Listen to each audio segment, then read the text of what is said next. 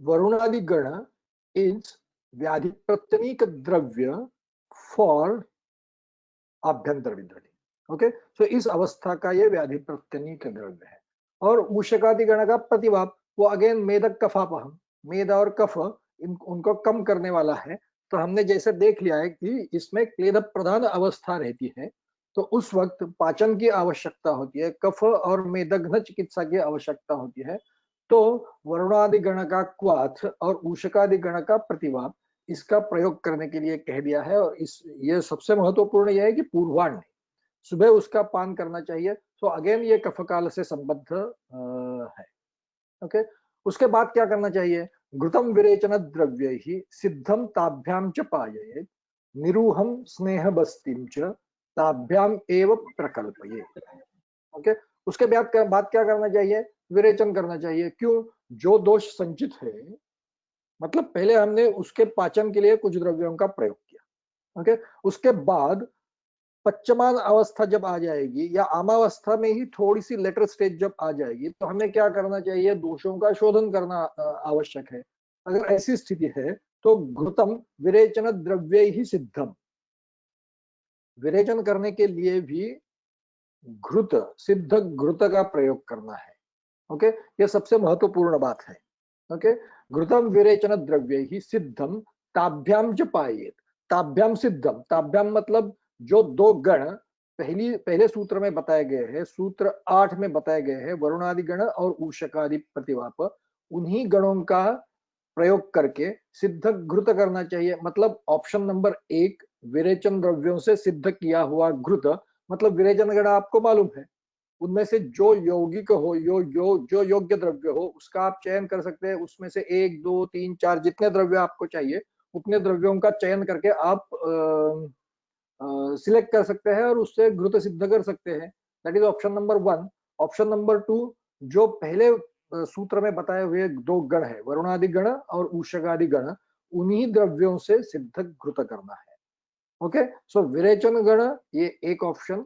दूसरा ऑप्शन वरुणादि गण क्वाथ और ऊषकादि गण प्रतिवाप, मतलब क्वाथ के तौर पर, द्रव द्रव्य के तौर पर ऊषकादि गण का क्वाथ करना और कल्क के तौर पर ऊषकादि गण का प्रयोग करना, और सिद्ध घृत जो उसका सामान्य विधि है, उस सामान्य विधि से सिद्ध घृत करना।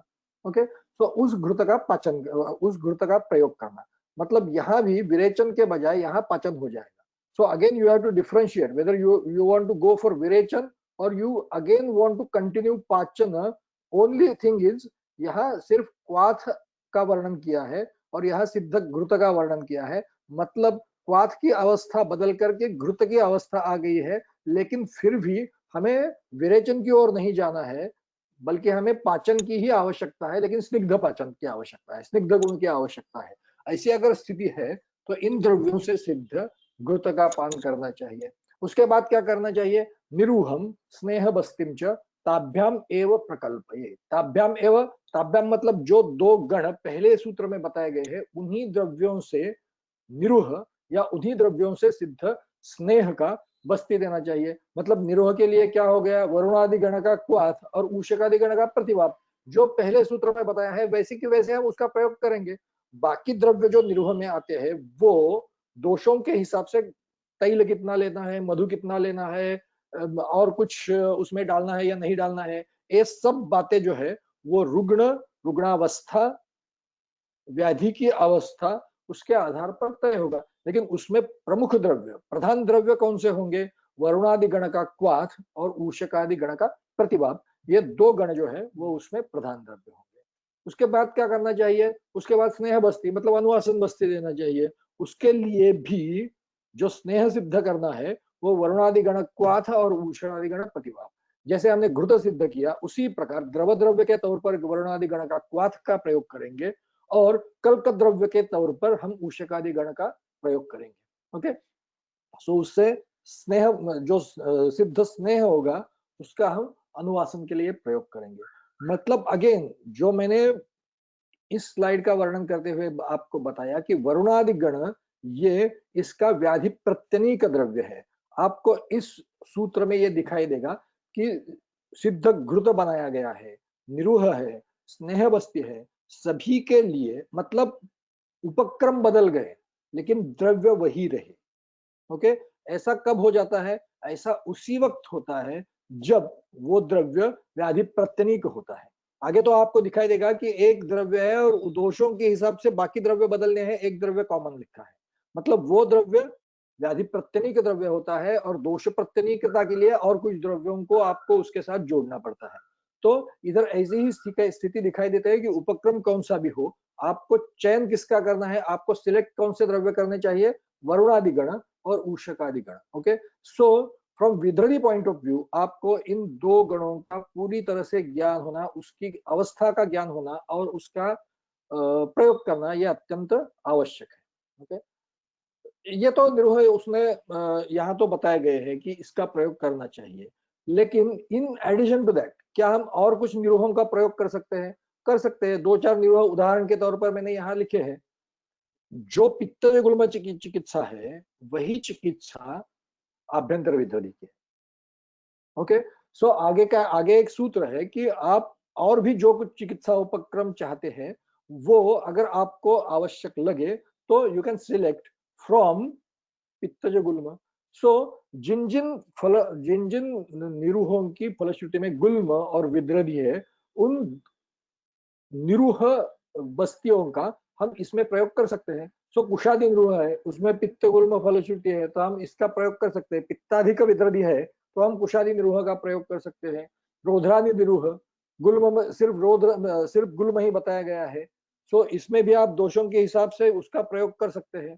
दशमूली निषादि निरूह, कफगुल्म स्पेसिफाई किया गया है। सो अगर कफज विद्रदी है तो हम इसका प्रयोग, मतलब कफाधिक्य है आभ्यंतर विद्रदी में, तो हम इसका प्रयोग कर सकते हैं।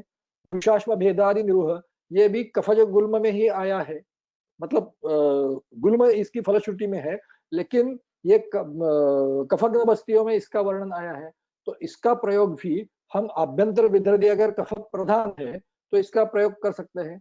रासना आरक बधादि निरूह, ये सबसे आगे सबसे अंत में आया है, सो इसका प्रयोग हमें निरूह और संतर्पण, मतलब निरूह और यापन, इसके बीच वाली जो अवस्था है, ये निरूह में निरूहों की जो बस्तियों की श्रृंखला है उसमें अंतिम है, और उसके बाद माधुतैलिक और यापन बस्तियों का वर्णन किया है। So it is a border line Basti. Okay, जब आपको निरूहण की भी आवश्यकता है और संतर्पण की भी आवश्यकता है, ऐसी अगर स्थिति है तो बीच वाली अवस्था में आप रासनादि निरूह का प्रयोग कर सकते हैं। Okay, on the same line और कौन कौन से स्नेह बस्तियों का प्रयोग कर सकते हैं? वचा पुष्करादि स्नेह, ये सुश्रुत में आया है, इसका भी आप प्रयोग कर सकते हैं। ये वात और कफ प्रधान अगर है तो उस अवस्था में कर सकते हैं। जीवन का नियमक, ये पित्त और वात प्रधान अगर अवस्था है तो हम इसका प्रयोग कर सकते हैं। मधुकोशिरादि निरूह, अरे निरूह कैसे, ये बीच में कुछ गड़बड़ हो गई, इसकी फलश्रुति में डायरेक्टली विद्रदी है, तो मेरे ख्याल से इधर का गलती से इधर आ गया है, तो you can add it in निरूह। मधुकोशिरादि निरूह, उसकी डायरेक्ट फलश्रुति में डायरेक्टली विद्रदी आया है, सो हम इसको फर्स्ट प्रायोरिटी दे सकते हैं क्योंकि इसकी फलश्रुति में डायरेक्टली विद्रदी मेंशन है। सैंधवादि स्नेह, ये अगेन कफग्न बस्तियों में आया है, अगर अभ्यंतर विद्रदी में भी कफ प्राधान्य है तो हम इसका प्रयोग कर सकते हैं। विड़ंग उदिचादि तैल, इसका भी प्रयोग हम कर सकते हैं, इसकी फलश्रुति में गुल्म है और ये स्नेह बस्ती है, फिर भी सभी द्रव्य उसमें जो है वो क्लेदग्न है। ओके, सो क्लेद प्रधान अवस्था है। आगे उन्होंने दिया है कि अगर इसमें मेह है तो मेह की चिकित्सा का प्रयोग करना चाहिए। सो अगर विद्रदी जो उत्पन्न हुआ है ये प्रमेह के उपद्रव के तौर पर ही उत्पन्न हुआ है, या विद्रदी इंडिपेंडेंटली हुआ है लेकिन उस रुग्ण का वो रुग्ण प्रमेह से भी पीड़ित है, अगर ऐसी स्थिति है तो हम विड़ंगोदिचादि तैल का प्रयोग हम उसके लिए कर सकते हैं। तो मैंने सभी बस्तियों का यहाँ वर्णन नहीं किया है, देखते देखते जो दो चार मुझे ठीक तरह से दिखाई दिए उनका मैंने यहाँ सिर्फ वर्णन किया है। So in this direction you can search other बस्ती, और विद्रधी के लिए और कौन कौन से बस्तियों का प्रयोग हम कर सकते हैं, इसकी लिस्ट आपके पास अगर रही तो रुग्ण आने के बाद आप इमीडिएटली उसमें से सिलेक्ट कर सकते हैं। सो इट इज वेरी इंपॉर्टेंट अभ्यास from practical point of view, from practice point of view. Okay. Now उसके बाद जैसे मैंने आपको बताया कि वरुणादि गण और ऊषकादि गण ये उसमें महत्वपूर्ण है। उसी तरह एक द्रव्य की बहुत प्रशस्ति की है और वो है मधुशिखा। वो भी आमावस्था में ही उसका प्रयोग करना है। क्या बताया गया है? पान भोजन लेपेशु मधुशिग्रुः प्रयोजितः दत्तौ आवापो यथा दोषम अपक्वम हन्ति विद्रतिम। अपक्वम हन्ति विद्रतिम मतलब ये जो मधुशिग्रु का प्रयोग करना है वो अपक्व विद्रति में करना है। Point number 1। पॉइंट नंबर 2, पान भोजन लेपेशु, वो पान के लिए भी प्रयोग करना है, भोजन के लिए भी प्रयोग करना है और लेप के लिए भी प्रयोग करना है। Okay, so from all sides you can use मधुशिग्रु। ओके, लेकिन बताया क्या है? दत्तावापो यथा दोषम, दत्तो आवापो। ओके, तो आवाप जो है वो दोषों के हिसाब से आपको बदल देना है। जैसे मैंने आपको 2 मिनट पहले बताया कि जैसे ये वरुणादिगण व्याधि प्रत्यनिक द्रव्य है, वैसे मधुशिग्रु भी इस अवस्था में व्याधि प्रत्यनिक द्रव्य है।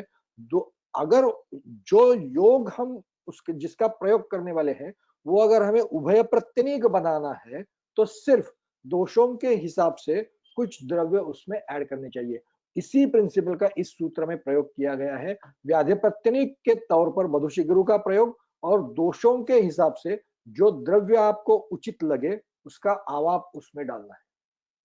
समझ में आया? सो पान हो, भोजन हो या लेप हो, मधुशिग्रु प्लस दोषों के हिसाब से वात पित्त कफों के हिसाब से आपको जो द्रव्य उचित लगे उसको उसमें मिला देना है। सो दैट योग विल बी उभय प्रत्यनीक द्रव्य। ओके, सो जब हम चिकित्सा करते हैं तो हमारा पहला उद्देश्य क्या रहता है? दोष प्रत्यनिक चिकित्सा करना या व्याधि प्रत्यनिक चिकित्सा करना हमारा यह पहला उद्देश्य नहीं रहता है। हमारा पहला उद्देश्य रहता है कि उभय प्रत्यनिक चिकित्सा हो। ओके, वो दोषों के ऊपर भी काम करे और व्याधि के ऊपर भी काम करे, व्याधि प्रत्यनिक काम भी करे और दोष प्रत्यनिक काम भी करे। ओके, सो ये जो योग बनाए गए हैं तीनों योग वो इस उद्देश्य से बनाए गए हैं, उभय प्रत्यनीक योग बनाए गए हैं। लेकिन सबसे महत्वपूर्ण बात क्या है? मधुशिग्रु ये इसमें व्याधि प्रत्यनीक द्रव्य है और यू कैन सी वरुणादि गण में बहुत सारे द्रव्य है।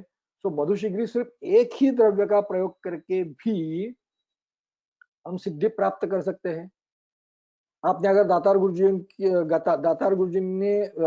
गुरुजी के पांचभौतिक चिकित्सा के ग्रंथों का अगर कुछ अध्ययन किया है तो उन्होंने सिर्फ इसी द्रव्य का प्रयोग करके बहुत सारे रुग्णों की चिकित्सा है उसमें वर्णित किया और इसी द्रव्य का प्रयोग वो करते थे। वरुणादि गण का प्रयोग तो करते ही नहीं थे। ओके, सो ये इतना महत्वपूर्ण द्रव्य है। नेक्स्ट जो है, जो हमने क्या देखा था कि यह विरेचन करने के लिए घृतम विरेचन द्रव्य ही सिद्धम। ओके, सो विरेचन करने के लिए कौन कौन से घृतों का वर्णन करना चाहिए इसका अब उन्होंने वर्णन किया है। तो इसमें 3 घृत वर्णन किए गए हैं। त्रायंती त्रिफला निम्ब कटुका मधुकम समम त्रिवृत पटोल मूलाभ्याम चत्वारो अंशाः पृथक पृथक। ये सभी जो द्रव्य है वो 4-4 अंश लेने हैं पृथक पृथक, भिन्न भिन्न। मसूरात निष्तुषात अष्टौ, 8 अंश मसूर कैसा मसूर होना चाहिए? निस्तुष। ओके, उसके तुष जो है वो निकाले गए हैं, ऐसा मसूर होना चाहिए, वो 8 अंश होना चाहिए। तत्क्वाथः, ये सब द्रव्य मिला के उनका क्वाथ बना चाहिए। उसके बाद क्या करना चाहिए? सब घृतो पिबेत। ओके, सो एक बात ध्यान में रखनी चाहिए कि यहाँ सिद्ध घृत का वर्णन नहीं है, क्वाथ बनाया गया है और वो क्वाथ घृत मिला के लेना है। तत्क्वाथः सब घृतो पिबेत, वो जो क्वाथ है वो सघृत उसका पान करना चाहिए। और उससे क्या फल मिलता है? विद्रधि गुल्म विसर्प दाह मोह मद ज्वरान तृणमूर्छा छर्दि रुद्रोग पित्ताश्रु पुष्ठ कामला। तो इन सभी द्रव्यों की ओर आप देखेंगे तो इनमें से त्रायंती त्रिफला त्रिवृत पटोल मूल ये कटुका ये सभी द्रव्य जो है वो विरेचन करने वाले द्रव्य। सो ये विरेचन के लिए योग है। ये योग और आगे बताए हुए 3 जो 2 सिद्ध घृत मतलब टोटल 3 योग जो है ये योग चरक संहिता में भी वर्णित है। ओके, लेकिन चरक संहिता में ये तीनों घृत जो है वो पित्तज गुल्म में वर्णित है। ये वाग्भट की विशेषता है कि ये उन्होंने ये तीनों योग जो चरक संहिता में पित्तज गुल्म में वर्णित है उनको अधिकरण बदल के उधर से निकाल करके विद्रधि अध्याय में डाल दिया। ओके, जैसे मैंने आपको बताया और आगे सूत्र भी आएगा कि पित्तज गुल्म की चिकित्सा का यहाँ अनुवर्तन करना चाहिए, पित्तज गुल्म की चिकित्सा यहाँ करनी चाहिए। तो वाग्भट ने क्या किया, उधर के घृत मतलब उसका अधिकरण ही बदल दिया, कितना विचार करने के बाद उसने ये किया होगा। ओके, सो ये जो है चरक संहिता में रोहिणी आदि घृत करके उसका वर्णन है। तो क्वाथ और घृत आगे क्या करना चाहिए, देखिए कौन कौन से व्याधियों में उसका प्रयोग करना चाहिए। विद्रधि, गुल्म, विसर्प, दाह, मोह, मद, ज्वरान, तृणमूर्छा, छर्दि, रुद्रोग, पित्ताश्रु, कुष्ठ कामला, इन द्रव्यों में उसका प्रयोग करना चाहिए। सो इन व्याधियों के दोष और दूषों को हमने अगर ठीक तरह से देख लिया, उनकी संप्राप्ति की ओर देख लिया, तो we can come to the conclusion कि ये जो घृत है ये तीनों दोषों पर काम करेगा। ज्यादातर पित्त पर काम करेगा, सेकेंडली कफ पर काम करेगा और थर्डली वात पर भी काम करेगा। लेकिन वो परतंत्र स्वरूप अगर वात वृद्धि है, परतंत्र स्वरूप वात प्रकोप है, मतलब क्या, औष्ण्योद्भूत रूक्ष, उष्ण गुण का अतिरिक्त, उष्ण गुण के अतिरिक्त वृद्धि होने के कारण जब रौक्ष उत्पन्न हो जाएगा, मतलब रूक्ष शारीर रौक्ष, ये रूक्ष गुण के द्रव्यों के सेवन से नहीं है, बल्कि उष्ण गुण के द्रव्यों के सेवन से है। मतलब औष्ण इतना बढ़ा कि उसने रौक्ष उत्पन्न कर दिया, जैसे कि ग्रीष्म ऋतु में होता है। ओके, ऐसी अगर स्थिति है और वात वृद्धि है, तो हम इस घृत का प्रयोग, इस योग का प्रयोग कर सकते हैं। ओके, सो पित्त और कफ स्वतंत्र रूप से प्रकोपित है, प्राधान्यतः पित्त, गौणतः कफ, और वात जो है वो परतंत्र रूप से प्रकोपित है। ऐसी अगर स्थिति है, मतलब उष्ण गुण ये इस संप्राप्ति का सबसे महत्वपूर्ण गुण है, जिसमें इस घृत का हम प्रयोग कर सकते हैं। ओके, इन व्याधियों की ओर देखें तो इसमें रक्त, मांस, मेद, रस, मन, इनसे संबद्ध व्याधि ज्यादा है। ओके, सो यहां तक इस द्रव्य की फलश्रुति सीमित है। मतलब आपको अगर दोषों का शोधन मेद तक के धातुओं से ही करना है, तो हम इसका प्रयोग कर सकते हैं। अगर मज्जा संबद्ध दोष है, अस्थिगत दोष है, शुक्रगत दोष है, तो शायद इस द्रव्य का प्रयोग ज्यादा लाभप्रद नहीं। ओके, और जैसे ये विरेचन द्रव्य है, सो विरेचन द्रव्यों का प्रयोग पित्तज गुल्म में कहाँ करने के लिए विधान किया गया है। अगर हेतु उष्ण और स्निग्ध है तो विरेचन करने का विधान है, तो हम उसी को यहाँ जोड़ देंगे। तो यहाँ भी अगर हेतु हमें उष्ण और स्निग्ध मिलते हैं, तो हम इस घृत का प्रयोग करेंगे। अगर हम व्याधि में जो फलश्रुति वर्णन की है, इनमें से जो व्याधि है उनका अगर हमने क्लासिफिकेशन किया, तो 3 तरह के व्याधि हमें मिलते हैं। पहला एक ग्रुप ऐसा है, उसमें उष्ण गुण की वृद्धि हुई है। फॉर एग्जाम्पल दाह इसमें वर्णित है, मोह इसमें वर्णित है, मद इसमें वर्णित है, मतलब सीमित मात्रा में उष्णत्व बढ़ा है। ऐसी अगर स्थिति है तो इन व्याधियों की उत्पत्ति होती है, तो इसमें हम प्रयोग कर सकते हैं। उसके आगे मतलब उष्णतर अगर ऐसी अवस्था हो गई, तो क्या हो जाएगा, औष्ण के कारण जो भाव शरीर में है, फॉर एग्जाम्पल धातु, उसमें क्या हो जाएगा कि उसमें स्वेद उत्पन्न हो जाएगा, तो उसमें द्रवत्व उत्पन्न हो जाएगा। तो ऐसी अवस्था में उत्पन्न होने वाले कौन और कुछ व्याधियों का यहाँ वर्णन है। फॉर एग्जाम्पल विद्रथी, विसर्प, ज्वर, छर्दी, रुद्रोग, कुष्ठ, रक्तपित्त, इनमें क्या होता है, इनमें द्रव गुण की आवश्यकता होती है। लेकिन जैसे मैंने रूक्ष गुण के बारे में बताया, उसी तरह यह जो द्रव गुण है वो परतंत्र स्वरूप होता है। उष्ण गुण के कारण ही द्रव गुण बढ़ता है और इन व्याधियों की उत्पत्ति हो जाती है। डिफरेंटली वो हो सकता है, लेकिन यहां हम जो बात कर रहे हैं ये उष्णोद्भूत द्रव, इस अवस्था की हम बात कर रहे हैं। और अगर उससे आगे भी उष्णत्व गया, मतलब उष्णतम ऐसी अगर अवस्था उत्पन्न हो गई, तो शोष प्रधान व्याधि उत्पन्न हो जाएंगे। गुल्म फॉर एग्जाम्पल, जहां शोष होता है, तृष्णा, मूर्छा, कामला, ज्वर, ज्वर द्रव प्रधान में भी आएगा और शोष प्रधान में भी आएगा।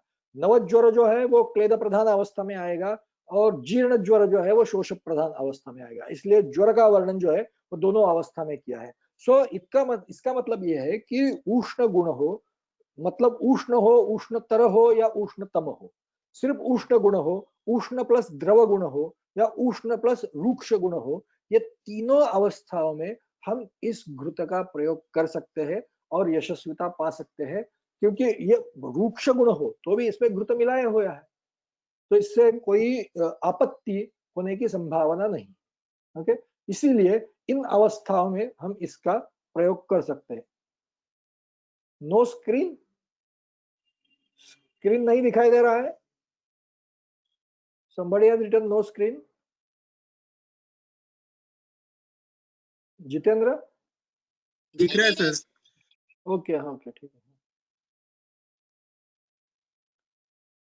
तो यहाँ त्रायंतादि घृत का वर्णन हमने देख लिया।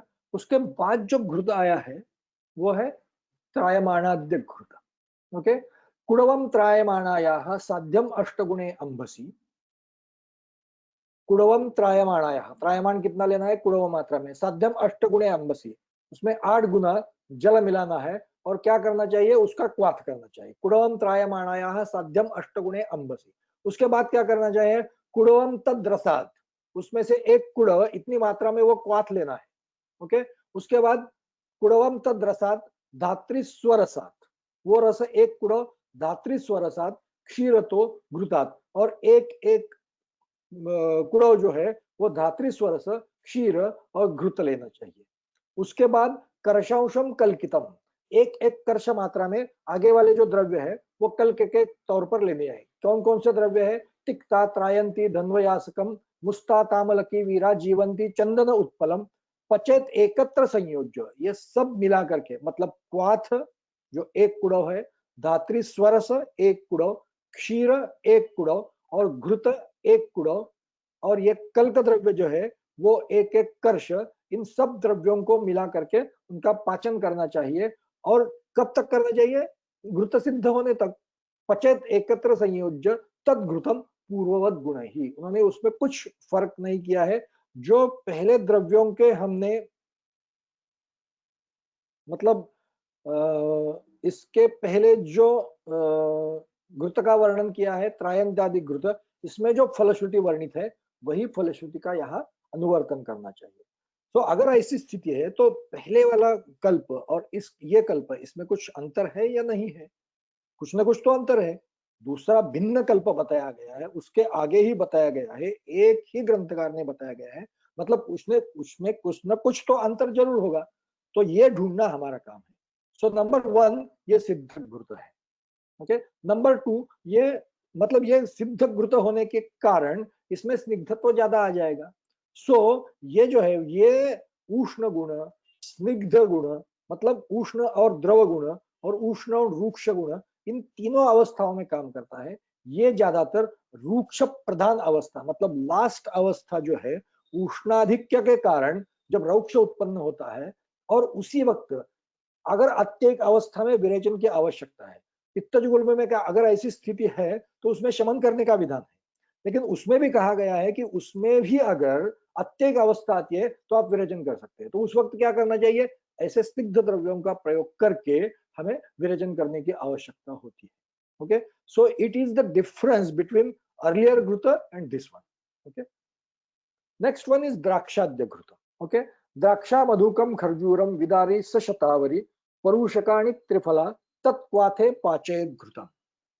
ओके, क्षीर इक्षु धात्री निर्यास प्राणदा कल्क संयुतम, द्राक्षा मधुक खर्जूर विदारी शदावरी परुषकाणी त्रिफला, इन सभीयों का क्या करना चाहिए, क्वाथ करना चाहिए। ओके, यहाँ कुछ प्रमाण का वर्णन नहीं है, मतलब ये स्टैंडर्ड जो प्रमाण है, सामान्य प्रमाण जो है उसका हम यहाँ विधान we will apply standard procedure here because यहाँ nothing is mentioned special here।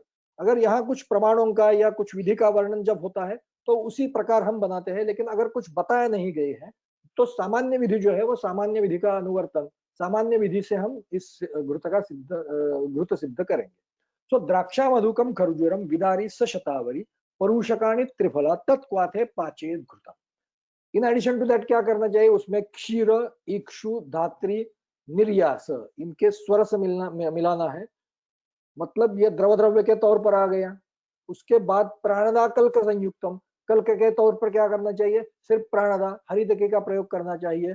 तत्शीतम शर्करा क्षौद्रपादिकम, ये सिद्ध करना चाहिए। सिद्ध करने के बाद वो शीत जब हो जाएगा तब उसमें शर्करा और क्षौद्र मिला करके कितने मिलाने हैं, पादिकम 1/4 पूर्ववत गुण ही, वो पहले जैसे गुणों का है।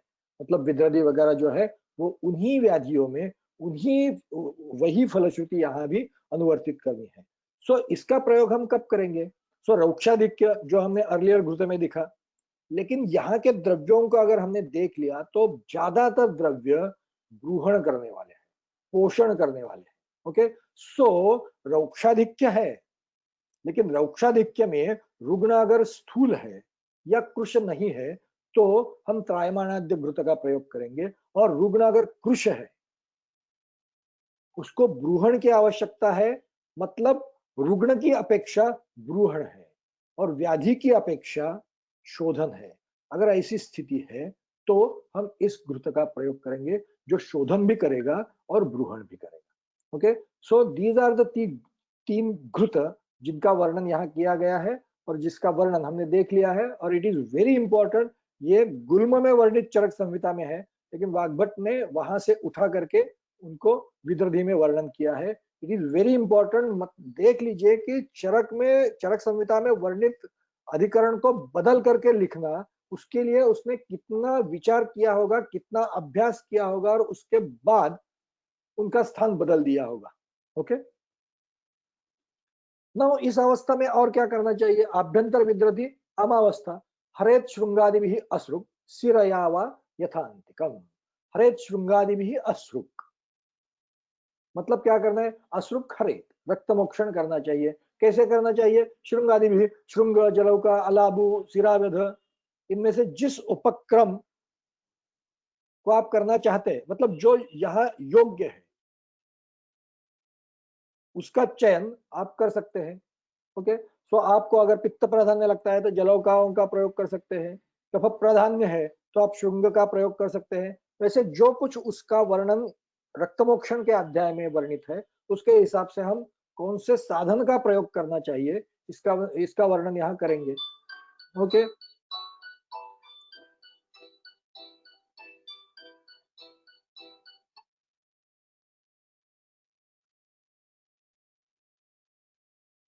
उसके आगे क्या है? हरेत श्रृंगादि भी अश्रुक सिरयावा यथा अंतिकम।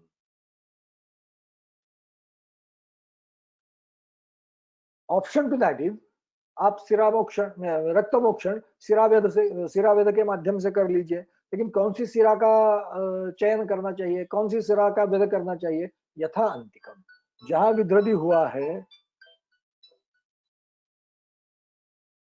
जहां विद्रदी हुआ है उस विद्रदी के समीप जो सिरा है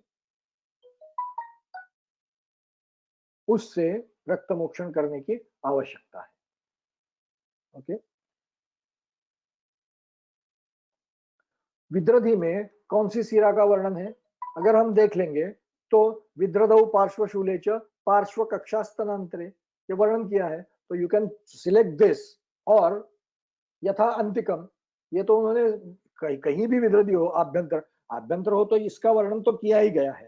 लेकिन अगर आपको लगता है कि इससे और दूसरी कुछ सिरा है जो जहां विद्रदी हुआ है वहां से अंतिक है, समीप है, तो आप उस सिरा का भी चयन कर सकते हैं, उस सिरा का भी सिलेक्शन कर सकते हैं रक्तमोक्षण के लिए। सो रक्तमोक्षण ये विधि महत्वपूर्ण है। उसके लिए आप श्रृंग, अलाबु, जलौका, सिराव्यध, इनमें से किसी भी माध्यम का प्रयोग कर सकते हैं। और अगर आपने सिराव्यध करने का निर्णय किया तो कौन सी सिरा से रक्तमोक्षण करना चाहिए? जो विद्रदी के अंतिक है, समीप है, उसमें से उसका मोक्षण करना चाहिए। उसके बाद अवस्था बदल गई, कोष्ठस्थ वही उन्नत पच्चमाना अवस्था, मतलब आभ्यंतर विद्रदी है लेकिन वही उन्नत अधिक है, मतलब आभ्यंतर है लेकिन बाह्य भाग में उन्नत तो अधिक है, और पच्चमान अवस्था आ गई है, आमावस्था उसने क्रॉस कर दी है। मतलब यहां तक हमने जो उपक्रम किए उसके बाद भी उसका शमन नहीं हुआ, बल्कि वो पच्चमान अवस्था में चला गया। अगर ऐसी स्थिति है तो उसमें क्या करना चाहिए? उसमें पाचन करके आगे उसको ले जाना है। तो विद्रधिः पच्यमानं च कोष्ठस्थं बहिः उन्नतम ज्ञात्वा उपनाहयेत्, उसका उसके लिए उपनाह करना चाहिए। आभ्यंतर विद्रधि के लिए तो उपनाह हम कर नहीं सकते, या बहिः उन्नत है, बाह्य प्रदेश में उन्नत तो अधिक है, इसके लिए वहां हम उपनाह कर सकते हैं। तो वहां उपनाह करके पक्वावस्था में उसको हमें ले जाना है। कोष्ठस्थ बहि उन्नत पक्वावस्था, उपनाह करने के बाद अगर वो पक्वावस्था में आ जाता है तो उसके आगे क्या करना चाहिए? शूले स्थिते तत्र एव पिंडिते तत्पार्श्व पीडनात् सुप्तौ दाहादिषु अल्पकेषु च पक्वः स्यात् विद्रधिं भीत्वा वर्णवत्तम उपाचरेत्। पहली जो दो पंक्तियां है उसमें पक्वावस्था का ज्ञान करने के लिए किन लक्षणों की ओर ध्यान देना चाहिए इसका वर्णन किया गया है। और उनको देखने के बाद, उनका परीक्षण करने के बाद, when you will reach to the conclusion कि अब यह पक्वावस्था आ गई है, तो पक्वाः स्यात् विद्रधिं भीत्वा, उसके बाद उसका क्या करना चाहिए? भेदन करना चाहिए। भेदन करने के बाद जो संचित दोष है उनको निकाल देना चाहिए, और उसके बाद व्रणवत्तम उपाचरे, उसको वर्ण जैसी चिकित्सा करनी चाहिए, जिसके लिए जिसका वर्णन हम विस्तार से हमने बाह्य विद्रधि में देख लिया है। ओके, सो वहां वर्णन जो कुछ है, क्योंकि यहाँ आभ्यंतर विद्रधि है लेकिन वही उन्नत है, तो भेद होने के बाद यह वर्ण तो बाह्य बाह्य भाग में ही हो जाएगा।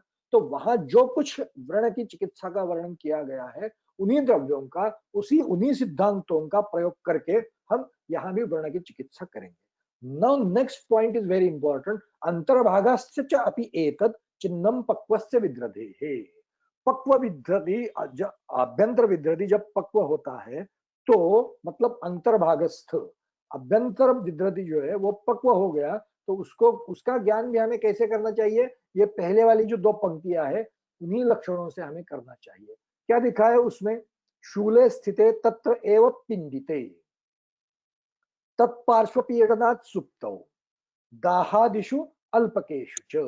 ये तीन महत्वपूर्ण लक्षण उन्होंने, मतलब लक्षण ज्यादा हो सकते हैं लेकिन तीन ग्रुप उन्होंने बताए गए हैं। नंबर वन, पिंडिते शूल। ओके, पिंडिते शूल मतलब क्या है? पिंडितम शूलम विद्रधि नियतत्वात् शेष अंग अव्यापनशीलम।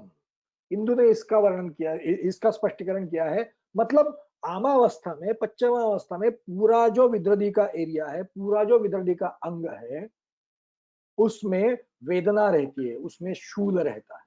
लेकिन जब वो विद्रधि पक्वावस्था में परिवर्तित हो जाता है तो पिंडित, मतलब हमने देख लिया है कि पक्वावस्था में होता क्या है, उसका जो मध्य है वो उन्नत रहता है और उसकी जो पेरिफेरी है, पार्श्व जो है, वो अवनत रहता है। सो जो उन्नत भाग है विद्रधि का, सिर्फ उसी जगह आपको शूल की संवेदना होती है।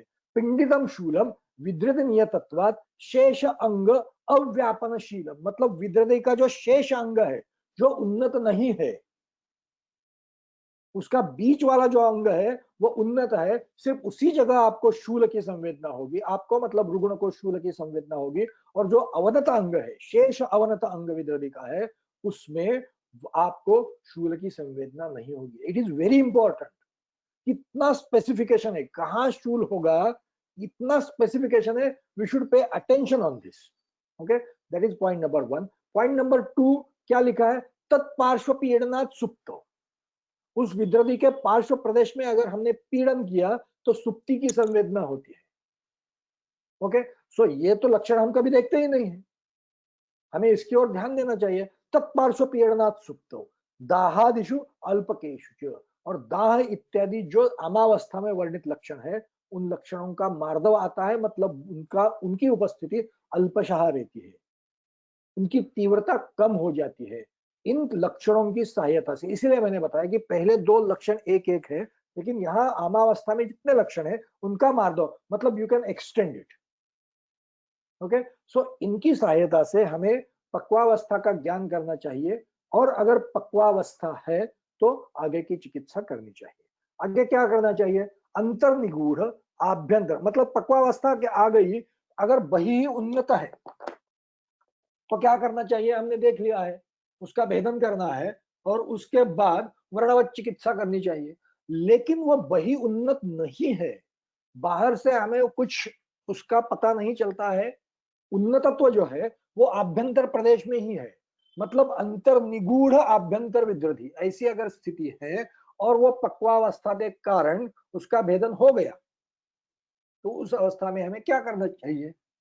पक्वा स्रोतांसि संपूर्य स याति ऊर्ध्वम अधो अथवा स्वयं प्रवृत्तम तम दोषम उपेक्षेत हिताशिनः दशाहं वा द्वादशाहं वा रक्षन् भिषक् उपद्रवान् असम्यग् वहति क्रेदे वरुणादिं सुखाम्बसा पायेत मधुशिग्रुम वा यवागुम तेन वा कृतम। क्या करना चाहिए? मतलब अंतर्निगूढ़ विद्रति, पॉइंट नंबर 1 सबसे महत्वपूर्ण। मतलब आभ्यंतर विद्रति है लेकिन वही ही उन्नतत्व नहीं है, उसका उन्नतत्व आभ्यंतर प्रदेश में है, पॉइंट नंबर 1। पॉइंट नंबर 2, वो पक्वावस्था में परिवर्तित हो गया है। पॉइंट नंबर 3, पक्वावस्था के कारण उसका भेदन हो गया है, भेदन होने के कारण दोषों का स्राव हो गया है, उनसे स्रोतस पूर्ण मतलब परिपूर्ण हो गए हैं, पूरे के पूरे भर गए हैं, और उसके बाद वो दोषों का वही प्रवर्तन हो रहा है। मतलब वो ऊर्ध्व भाग से हो रहा है या अधः प्रदेश से हो रहा है। पक्वा स्रोताओं से संपूर्य सयाति ऊर्ध्वम अधोप्यवा अधो अथवा, मतलब वो अभ्यंतर विद्रधि जो अंतर निगूढ़ है उसका भेदन हो गया है, उनमें से दोष बाहर आ गए हैं, और जहां वो स्थित है, वो जो स्रोतस है, वो जो अवकाश है, वो पूरा के पूरा उन दोषों ने भर दिया है, और उसके बाद वो दोष जो है ये ऊर्ध्व मार्ग से या अधो मार्ग से परिवर्तित हो रहे हैं, ये इसकी अवस्था है। ओके, सो उसके आगे क्या होता है? स्वयं प्रवृत्तम तम दोषम उपेक्षेत हिताशिनः, कितने दिन? ये दिन असम्यक वहती, आगे की चिकित्सा गई है। मतलब इस अवस्था में भी दो सब अवस्था हो गई। आगे वाली अवस्था असम्यक वहती, मतलब दोषों का प्रवर्तन सम्यक रूप से नहीं हो रहा है। मतलब पहले वाली जो अवस्था है वो अगर दोषों का प्रवर्तन सम्यक तरह से हो रहा है तो क्या करना चाहिए? तो पहले वाली जो अवस्था है स्वयं प्रवृत्तम तम दोषम उपेक्षेत, उपेक्षा ये जो चिकित्सा है, ये उपेक्षा ये चिकित्सा दोषों का प्रवर्तन अगर सम्यक स्वरूप हो रहा है, सम्यक पद्धति से हो रहा है, तो उपेक्षा उसकी चिकित्सा करनी चाहिए। तो उपेक्षा करनी चाहिए, और उस वक्त क्या करना चाहिए? निदान जो है वैसे के वैसे निदान का सेवन करते रहना चाहिए, हेतुओं का सेवन करते रहना चाहिए, या कुछ भी खाना चाहिए, कुछ भी करना चाहिए? नहीं। क्या करना चाहिए? हिताशिनः, जो इसके मतलब चिकित्सा नहीं करनी चाहिए, मतलब द्रव्यों के सहायता से चिकित्सा नहीं करनी चाहिए, मतलब औषधि द्रव्यों की सहायता से चिकित्सा नहीं करनी चाहिए, क्योंकि जो दोष अपने आप स्वयं प्रवृत्त दोष जो है उनकी उपेक्षा करनी चाहिए। ये दोषोपक्रमणीय अध्याय में ही बताया गया है। तो उसी सिद्धांत का यहाँ अनुवर्तन है। ओके, सम्यक दोष प्रवर्तन हो रहा है तो क्या करना चाहिए? उपेक्षा करनी चाहिए, और जो वहां बताया गया है वही यहां भी बताया गया है, हिताशिनः, ताकि दोषों का बल फिर एक बार हेतु सेवन से ना बढ़े। जो अपने आप बाहर जा रहे हैं उनके लिए कुछ करने की आवश्यकता ही नहीं है। सिर्फ आपको क्या करना चाहिए? फिर से दोषों की वृद्धि ना हो उसके लिए प्रयास करना चाहिए। ओके, सो हिताशिनः उपेक्षा, हितकर आहार का सेवन करके उस अवस्था की मतलब दोष प्रवर्तन, वो भी सम्यक पद्धति से उसकी उपेक्षा करनी चाहिए। कितने दिन तक उपेक्षा करनी चाहिए? दशाहम व द्वादशाहम, ओके, 10 या 12 दिन तक उसकी उपेक्षा करनी चाहिए। देखिए कितने दिन के लिए आपको वक्त दिया गया है आपको देखने के लिए, लेकिन उस वक्त आपको देखना क्या चाहिए? दशाहम व द्वादशम व रक्षण भिषक उपद्रवान, आपको हर रोज हर समय उस पेशेंट का परीक्षण करना चाहिए, और आपको देखना क्या चाहिए कि इस अवस्था के कुछ उपद्रव उसमें उत्पन्न होते हैं कि नहीं। ओके, अगर कुछ उपद्रव उत्पन्न नहीं होते हैं तो you have to continue with the upeksha chikitsa, और अगर कुछ उपद्रव उत्पन्न हो जाते हैं तो बलवंतम उपद्रवम पूर्णम चिकित्सेत, इस सिद्धांत के अनुसार आपको उस उपद्रव की चिकित्सा करनी चाहिए। मतलब सम्यक दोष प्रवर्तन की भी दो अवस्थाएं आ गई। कौन सी? उपद्रव बलवान उपद्रव उत्पन्न हुए हैं और बलवान उत्पन्न नहीं हुए हैं। बलवान उत्पन्न उपद्रव नहीं हुए हैं तो 10 या 12 दिन तक उपेक्षा करना हिताशिनः, और अगर उपद्रव उत्पन्न होते हैं तो उपद्रवों की चिकित्सा करना। ओके, उसके आगे क्या है? असम्यक वहति। अगर दोष असम्यक वहन उनका होता है तो क्या करना चाहिए? उनका पाचन करना चाहिए और उनको बाहर निकालने के लिए प्रयास करने चाहिए। वही दोषोपक्रमणीय में बताया गया है, वही का अतिसार में ही बताया गया है। तो उसी उन्हीं सिद्धांतों का अनुसरण यहाँ भी किया गया है। असम्यक दोष प्रवर्तन, अगर ऐसी स्थिति है, असम्यक वहति क्लेदे वरुणादिम सुखाम्बसा। अगेन क्या करना चाहिए? वरुणादि गण का क्वाथ गर्म पानी के साथ पीना चाहिए। वरुणादिम सुखाम्बसा पाये मधुशिघ्रुम वा। ओके, मधुशिघ्रु का क्वाथ या मधुशिघ्रु का चूर्ण या क्वाथ कुछ भी, या औषधि कल्पना का प्रयोग नहीं वर्णन नहीं किया गया है, तो यू कैन सिलेक्ट। तो वरुणादि गर्म पानी के साथ या मधुशिघ्रु गर्म पानी के साथ उनका क्वाथ भी बना सकते हैं और उनका चूर्ण भी दे सकते हैं। That will depend on you. You means you will select based on the रुग्णावस्था। ओके, सो वर्णादि गण और मधुशिघ्रु, जैसे मैंने आपको, ये दोनों व्याधि प्रत्यनीक द्रव्य है और उन्हीं का वर्णन फिर एक बार यहाँ किया गया है। वरुणादि असम्यक वहति क्लेदे वरुणादिम सुखाम्बसा पायेत मधुशिघ्रुम वा यवागुम तेन वा कृतम। और आहार के लिए क्या देना चाहिए? यवागु देनी चाहिए। तेन वा कृतम मधुशिघ्रु, मधुशिघ्रु सिद्ध यवागु का पान करना चाहिए। और इसका उद्देश्य क्या है? सूत्र में उसका उद्देश्य नहीं है, लेकिन टीकाकार ने वो स्पष्ट किया, तद निर्वाहनार्थम प्राणदा दोष विबद्ध संप्रवर्तनी, दोषों का प्रवर्तन करने के लिए अतिसार में प्राणदा का वर्णन किया है। उसी तरह यहाँ वरुणादि गण और मधुशिघ्रु करेगा क्या? दोषों का निर्वाहन करेगा, दोषों का सम्यक प्रवर्तन करेगा।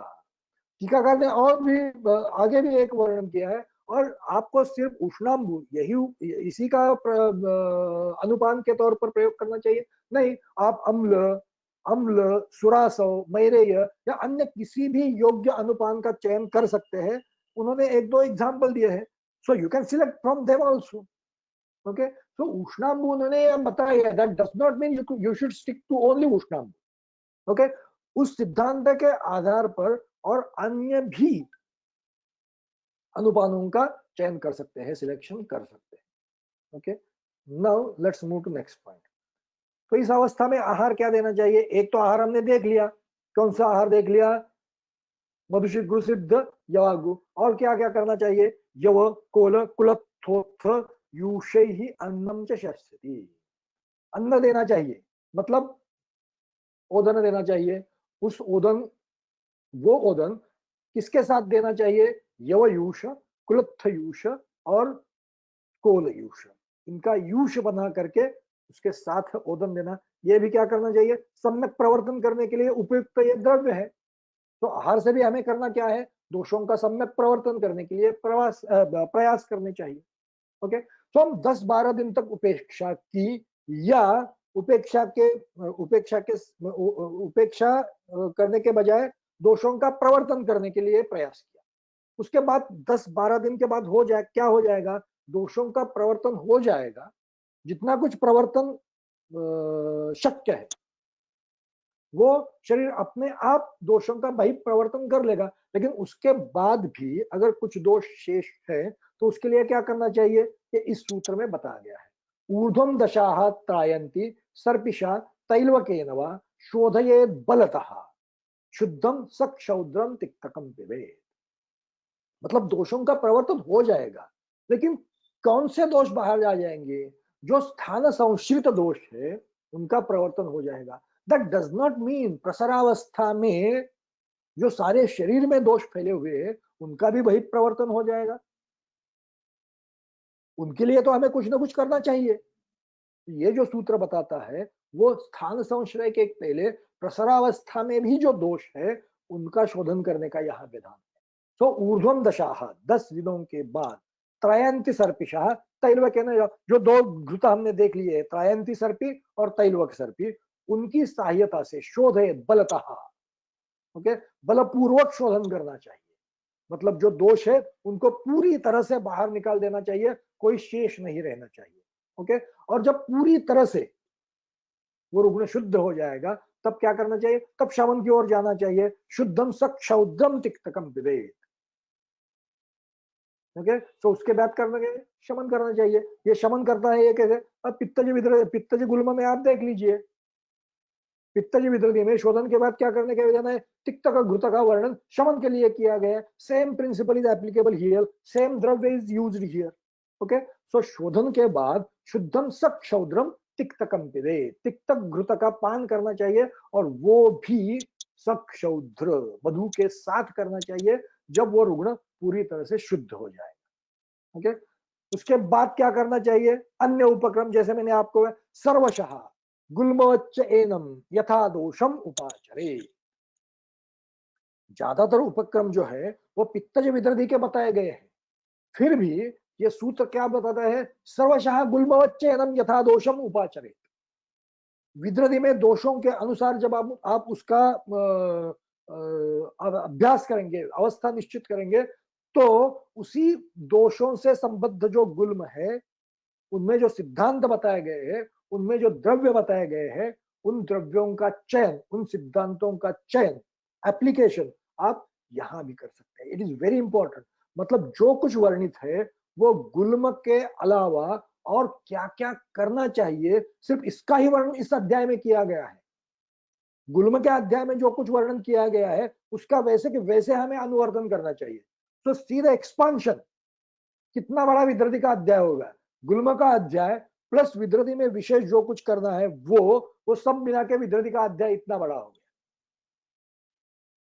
ओके, सो सर्वशः गुल्मवच्च एनम यथा दोषम उपाचरेत। उसके बाद क्या करना चाहिए? उसके बाद उन्होंने यहां जो दो श्रेष्ठ द्रव्य है उनकी प्रशस्ति की है।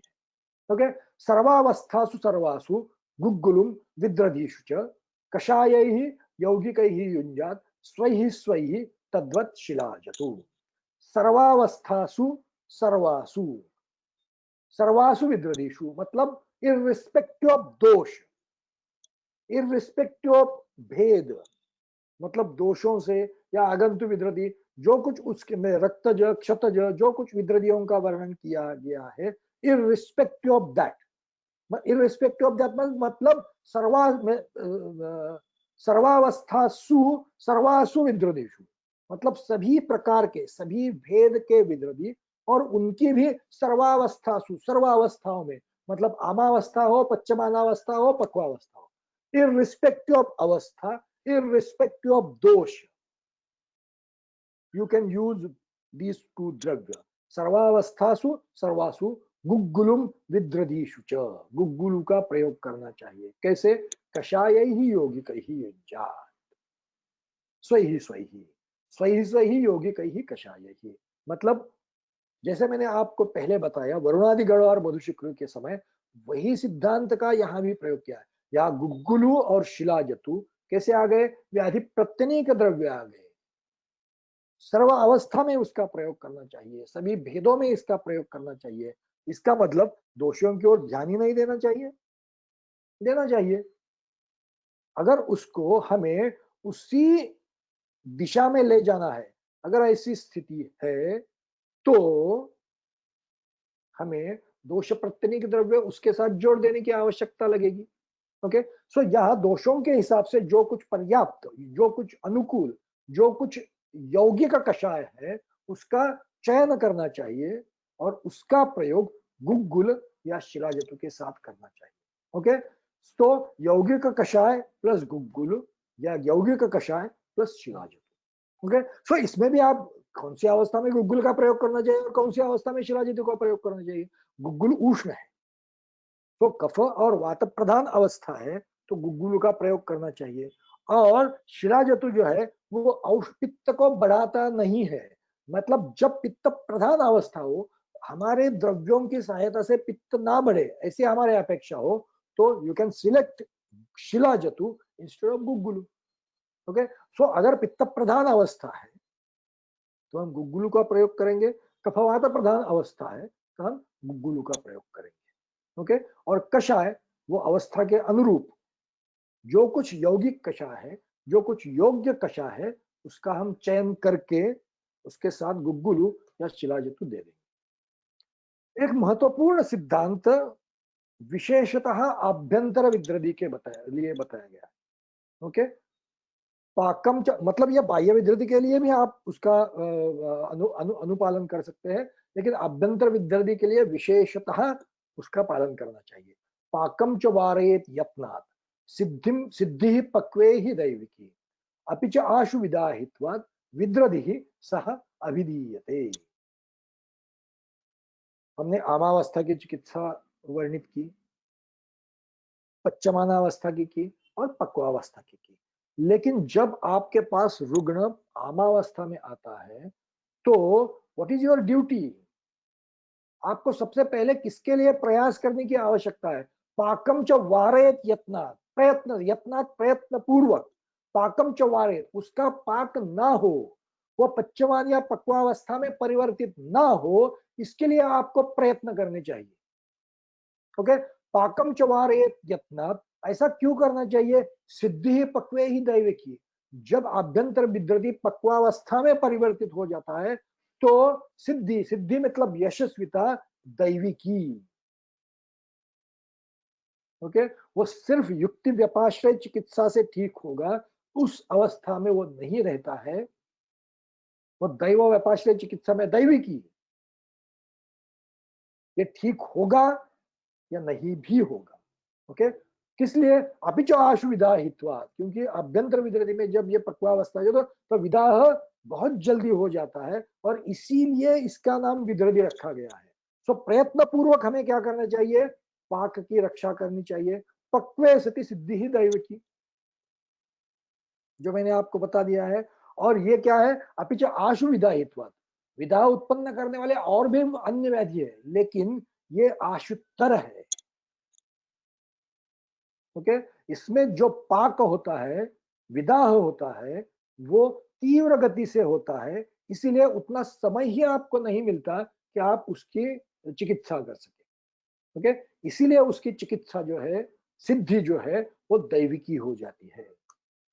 ओके, और जो मैंने आपको बताया प्रमेय के बारे में, मैंने एक 10-15 मिनट पहले विधान किया था, वही सूत्राध्याय सतिच आलोचयत में प्रमेहाणाम चिकित्सितम। सतिच में है, अगर विद्रधी, विद्रधी आपके पास रुग्ण विद्रधी लेके आया है, लेकिन अगर उसको प्रमेह उपस्थित है, उसका इतिहास लेने के बाद आपको पता चल गया कि वो प्रमेह में भी है, प्रमेह व्याधि भी उसके लिए है, तो सतिच में है, आपको क्या करना चाहिए? आलोचयेत, क्या आलोचयेत? प्रमेहाणाम चिकित्सितम, प्रमेह की जो चिकित्सा है उसको देखनी चाहिए, मतलब उधर जो चिकित्सा वर्णित है उसका भी अनुवर्तन यहाँ करना चाहिए। देख लीजिए विद्रदी में कितना कुछ आ गया, गुल्म की चिकित्सा भी पूरी यहाँ आ गई, प्रमेय की चिकित्सा भी पूरी यहाँ आ गई, और यहाँ जो चिकित्सा है वो सिर्फ विशेष चिकित्सा है। तो कितना बड़ा विस्तार विद्रदी का हो गया। तो अगर, और जैसे हमने देख लिया है कि विद्रदी का वर्णन तो प्रमेय के बाद आया है। क्यों आया है? जो प्रमेय पीड़िका उत्पन्न होती है उसमें प्रधान विद्रदी है, मतलब जब जब विद्रदी उत्पन्न होता है तो ज्यादातर बार ये प्रमेय के उपद्रव के तौर पर ही होता है। इसीलिए अगर प्रमेय उपस्थित है तो प्रमेय अध्याय में देख करके उसकी चिकित्सा करने की आवश्यकता होती है। उसके बाद वाग्भट ने विशेष विद्रदी का वर्णन किया है, विशेष विद्रदी की चिकित्सा वर्णन किया, जिसके निदान में भी हमने चर्चा की थी। स्तनजे व्रणवत् सर्वम न तु एवं उपनाहयेत्, पाटयेत् पालयन् स्तन्य वाहिनी कृष्णचूचुकौ, सर्वासु आमादि अवस्थासु दुर्निहित निर्दुहित च तत्स्तनम। स्तनजे मतलब जब स्तन विद्रदी उत्पन्न हो जाएगा तो क्या करना है? स्तनजे व्रणवत् सर्वम न तो एनम उपनाहयेत्, पाटयेत् पालयन् स्तन्य वाहिनी कृष्णचूचुकौ। पूरे के पूरे व्रण की चिकित्सा करनी चाहिए। ऑफ कोर्स पाचन के बाद करने की आवश्यकता है। सो पहले क्या करना चाहिए? पाचन करना चाहिए। वो पाचन कैसे कैसे कैसे करना चाहिए? अष्टांग संग्रह में इसका वर्णन है, यथेष्ट भोजनेन पाचय, ओके, सो भोजन द्रव्यों में औषधि द्रव्यों को मिला करके उसका पाचन करना चाहिए। जब वो पक्वावस्था में आ जाएगा, एक उपक्रम यहाँ वर्जित है, कौन सा? स्तनजय वर्णवत् सर्वम न तो एनम उपनाह, ये लेकिन यहाँ पाचन करने के लिए उपनाह बिल्कुल नहीं करना चाहिए। क्यों नहीं करना चाहिए? अष्टांग संग्रह में इसका कारण दिया है, उपनद्दो हि स्तनो मृदुमांसतया शीघ्रम एव पक्वाः संकोथम आवाप्य अवदीर्यते। मृदु मांसतया, मांस मृदु होने के कारण, कहा? स्तन प्रदेश में। शीघ्रम एवं पक्वा, पक्वावस्था शीघ्र आ जाती है और कोथावस्था उत्पन्न हो जाती है और उसका अवतरण हो जाता है। ओके, इसीलिए यहाँ उपनाह नहीं करना चाहिए। स्तनजय प्रणवत सर्वम न तो एनम उपनाह, ये पाटयत पालयन स्तन्य वाहिनी कृष्ण चूचुकौ। और जब पाटन करेंगे तो पाटन करते वक्त हमें कहाँ ध्यान देना चाहिए? स्तनवाहिनी ही कृष्ण चूचुको पालयन, मतलब स्तनवाहिनी और कृष्ण चूचुको, यहाँ पाटन नहीं करना चाहिए। यहाँ हमारा शस्त्र नहीं जाना चाहिए। इनको छोड़ करके अन्य प्रदेश में पाटन करने की आवश्यकता होती है। पाटयत पालयन स्तन्य वाहिनी ही कृष्ण चूचुको सर्वासु आमादि अवस्थासु निर्दुहित तत्स्तनम। और सभी अवस्थाओं, निर्दुहित मतलब स्तन्य जो है वो हमेशा बाहर निकालना चाहिए। आमावस्था हो, पच्चमानावस्था हो या पक्वावस्था हो, तो हमारा एक पहला उपक्रम है कि स्तन्य जो संचित होता है वो हमेशा बार बार बाहर निकाले, क्योंकि ये क्लेद प्रधान है, रस का उपधातु है, आप्यांश ज्यादा है, तो क्या हो जाएगा? ये पक्वावस्था आगे जाते जाते जाएगी। इसीलिए दुग्ध का हमें निर्हरण करना चाहिए, दोहन करना चाहिए। ओके, सो यहाँ स्तन विद्रधि का वर्णन पूरा हो गया और इसी के साथ विद्रधि जो है वो हमारा अध्याय यहाँ समाप्त हो गया।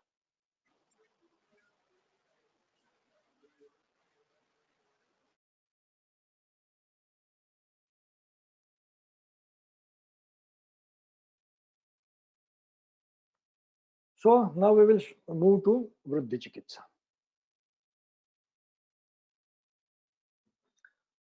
जैसे कि हमने देख लिया विद्रधि के बाद वृद्धि का वर्णन आया है, और विद्रधि को हमने देख लिया है कि प्रमेय का उपद्रव के तौर पर आया है, और यहाँ उच्छेद प्रधान संप्राप्ति होती है। तो उच्छेद प्रधान संप्राप्ति वाला आग जो व्याधि है तो उसके बाद बताया गया है, और उसके बाद क्या वर्णन किया है, that is also very important. Okay, उसके बाद गुल्म का वर्णन किया है, वो भी विद्रधि और वृद्धि के समान उच्छेद प्रधान व्याधि है। ओके, सो विद्रधि, वृद्धि और गुल्म, ये तीनों व्याधि जो है वो उच्छेद प्रधान है, और उच्छेद प्रधान होने के कारण उनमें, मतलब ये शोथ प्रधान व्याधि है। शोथ में जैसे संप्राप्ति उत्पन्न होती है वैसे इनमें एक विशिष्ट मर्यादा तक, विशिष्ट अवस्था तक जो संप्राप्ति है वो शोथ और ये तीनों व्याधियां इसमें समान रूप से होती है। ओके, इसीलिए इनका वर्णन एक के बाद दूसरा, दूसरे के बाद तीसरा, ऐसा वर्णन इसमें किया गया है। सो सुश्रुत संहिता में ग्रंथि, अपची, अर्बुद, ये पहले वर्णन है। उसी सिद्धांत का वर्णन, उसी सिद्धांत के अनुसार ये है। और उसके बाद उपदंश का वर्णन है, जहाँ क्लेद प्रधान अवस्था है तो क्लेदग्न द्रव्यों का प्रयोग और इन व्याधियों में इन व्याधियों की चिकित्सा समान होने के कारण उसके बाद उपदंश का वर्णन किया है। अष्टांग संग्रह में सेम अष्टांग हृदय जैसी विद्रधि और गुल्म, माधुरी का मैं भूल गया निकालना। नाउ लेट्स मूव टू चिकित्सा। ओके, बहुत बार ऐसा होता है कि व्याधियों में सामान्य चिकित्सा कुछ न कुछ वर्णन की हुई होती रहती है, और उसके बाद विशेष चिकित्सा उसके भेदों के अनुसार वर्णित की हुई। लेकिन कुछ व्याधियां ऐसी है जिसमें आपको सामान्य चिकित्सा का वर्णन ही नहीं किया गया है। डायरेक्टली दोषों के, मतलब जो उसके भेद है, प्रकार है, उनके अनुसार ही उनका वर्णन किया गया है। ओके, सो यहाँ हमारी रिस्पॉन्सिबिलिटी जो है वो ज्यादा बढ़ जाती है, क्योंकि दोषों का विवेक हम अगर ठीक तरह से नहीं कर सके तो हम भिन्न दिशा में जा सकते हैं, और भिन्न दिशा में जा करके हम कुछ न कुछ चिकित्सा में गड़बड़ कर सकते हैं। तो वृद्धि ऐसे व्याधियों में एक महत्वपूर्ण व्याधि है जहां दोषों का दोषों का विवेक, दोष की अवस्था का, दोष के प्रमाण का, दोष के जनकत्व का निर्णय करना अत्यंत आवश्यक है, जिसके बिना हम आगे की चिकित्सा बिल्कुल नहीं कर सकते। Okay, so it is very important point जो आपको यहाँ याद रखने की, ध्यान देने की, जिसकी ओर ध्यान देने की अत्यंत आवश्यकता है। Okay, so let's move to first type, वातज वृद्धि। तो उन्होंने अध्याय में भी पहले कुछ नहीं, डायरेक्टली वातज वृद्धि और उसमें क्या क्या करना चाहिए। वातज वृद्धि में क्या क्या करना चाहिए?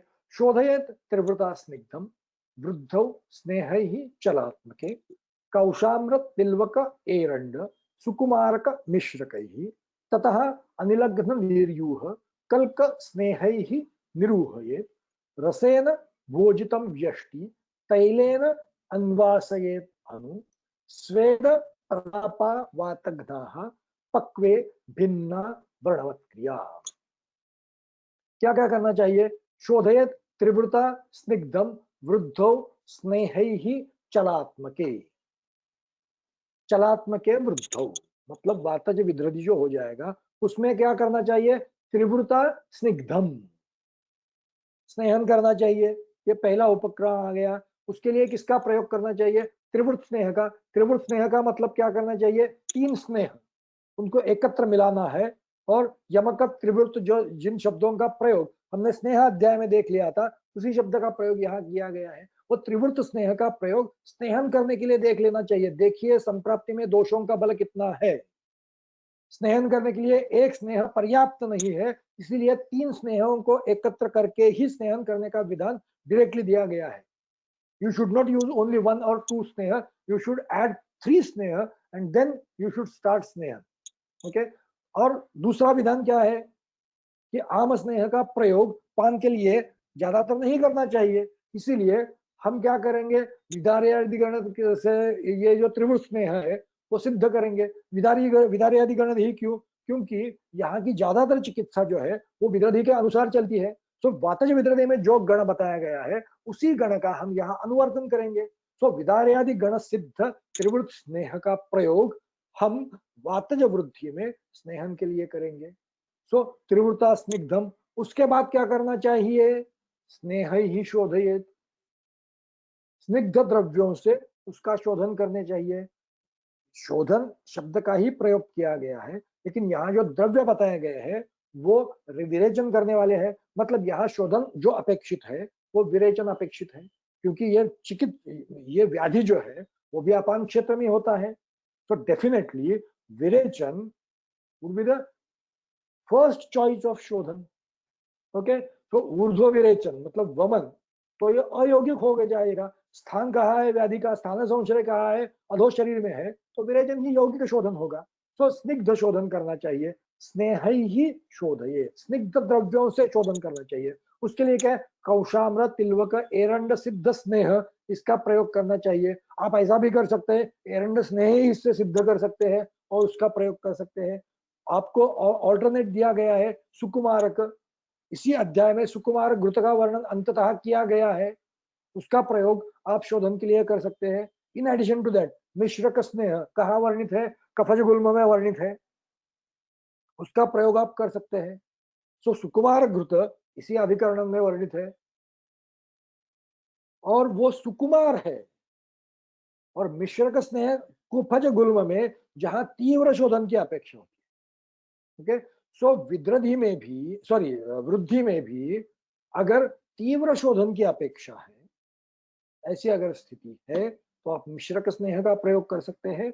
और रुग्ण अगर सुकुमार है, दोषों का बल भी अल्प है, अगर ऐसी स्थिति है तो आप सुकुमार रसायन, सुकुमार स्नेह जो इसी अध्याय में आगे वर्णित है, उसका प्रयोग कर सकते हैं। उसके बाद क्या करना चाहिए? ततः उसके बाद अनिलग्न निर्यूह कल्क स्नेह ही निरूहयेत्। उसके बाद क्या करना चाहिए? निरूह का प्रयोग करना चाहिए, मतलब शोधन। जैसे मैंने बताया, पहले विरेचन करना चाहिए, उसके बाद शोधन के लिए क्या करना चाहिए? निरूह का प्रयोग करना चाहिए। उसके लिए क्या करना चाहिए? अनुलग्न, अनिलग्न निर्यूह, अनिलग्न कल्क, अनिलग्न स्नेह। मतलब जो निरूह योग हमें बनाना है, उसमें जो क्वाथ का प्रयोग करेंगे वो भी अनिलग्न होना चाहिए, वातग्न होना चाहिए।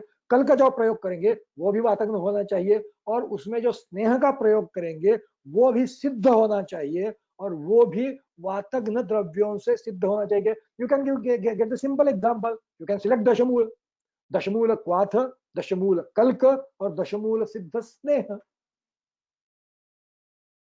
और बाकी जो द्रव्य है वो उस रुग्ण के रुग्ण की अवस्था के अनुसार, अब मधु लेना है, तैल कितना लेना है, दुग्ध और अन्य आवाप द्रव्य लेने हैं या नहीं लेने हैं, इन सब बातों का निर्णय आप रुग्ण और व्याधि की अवस्था को देख करके कर सकते हैं।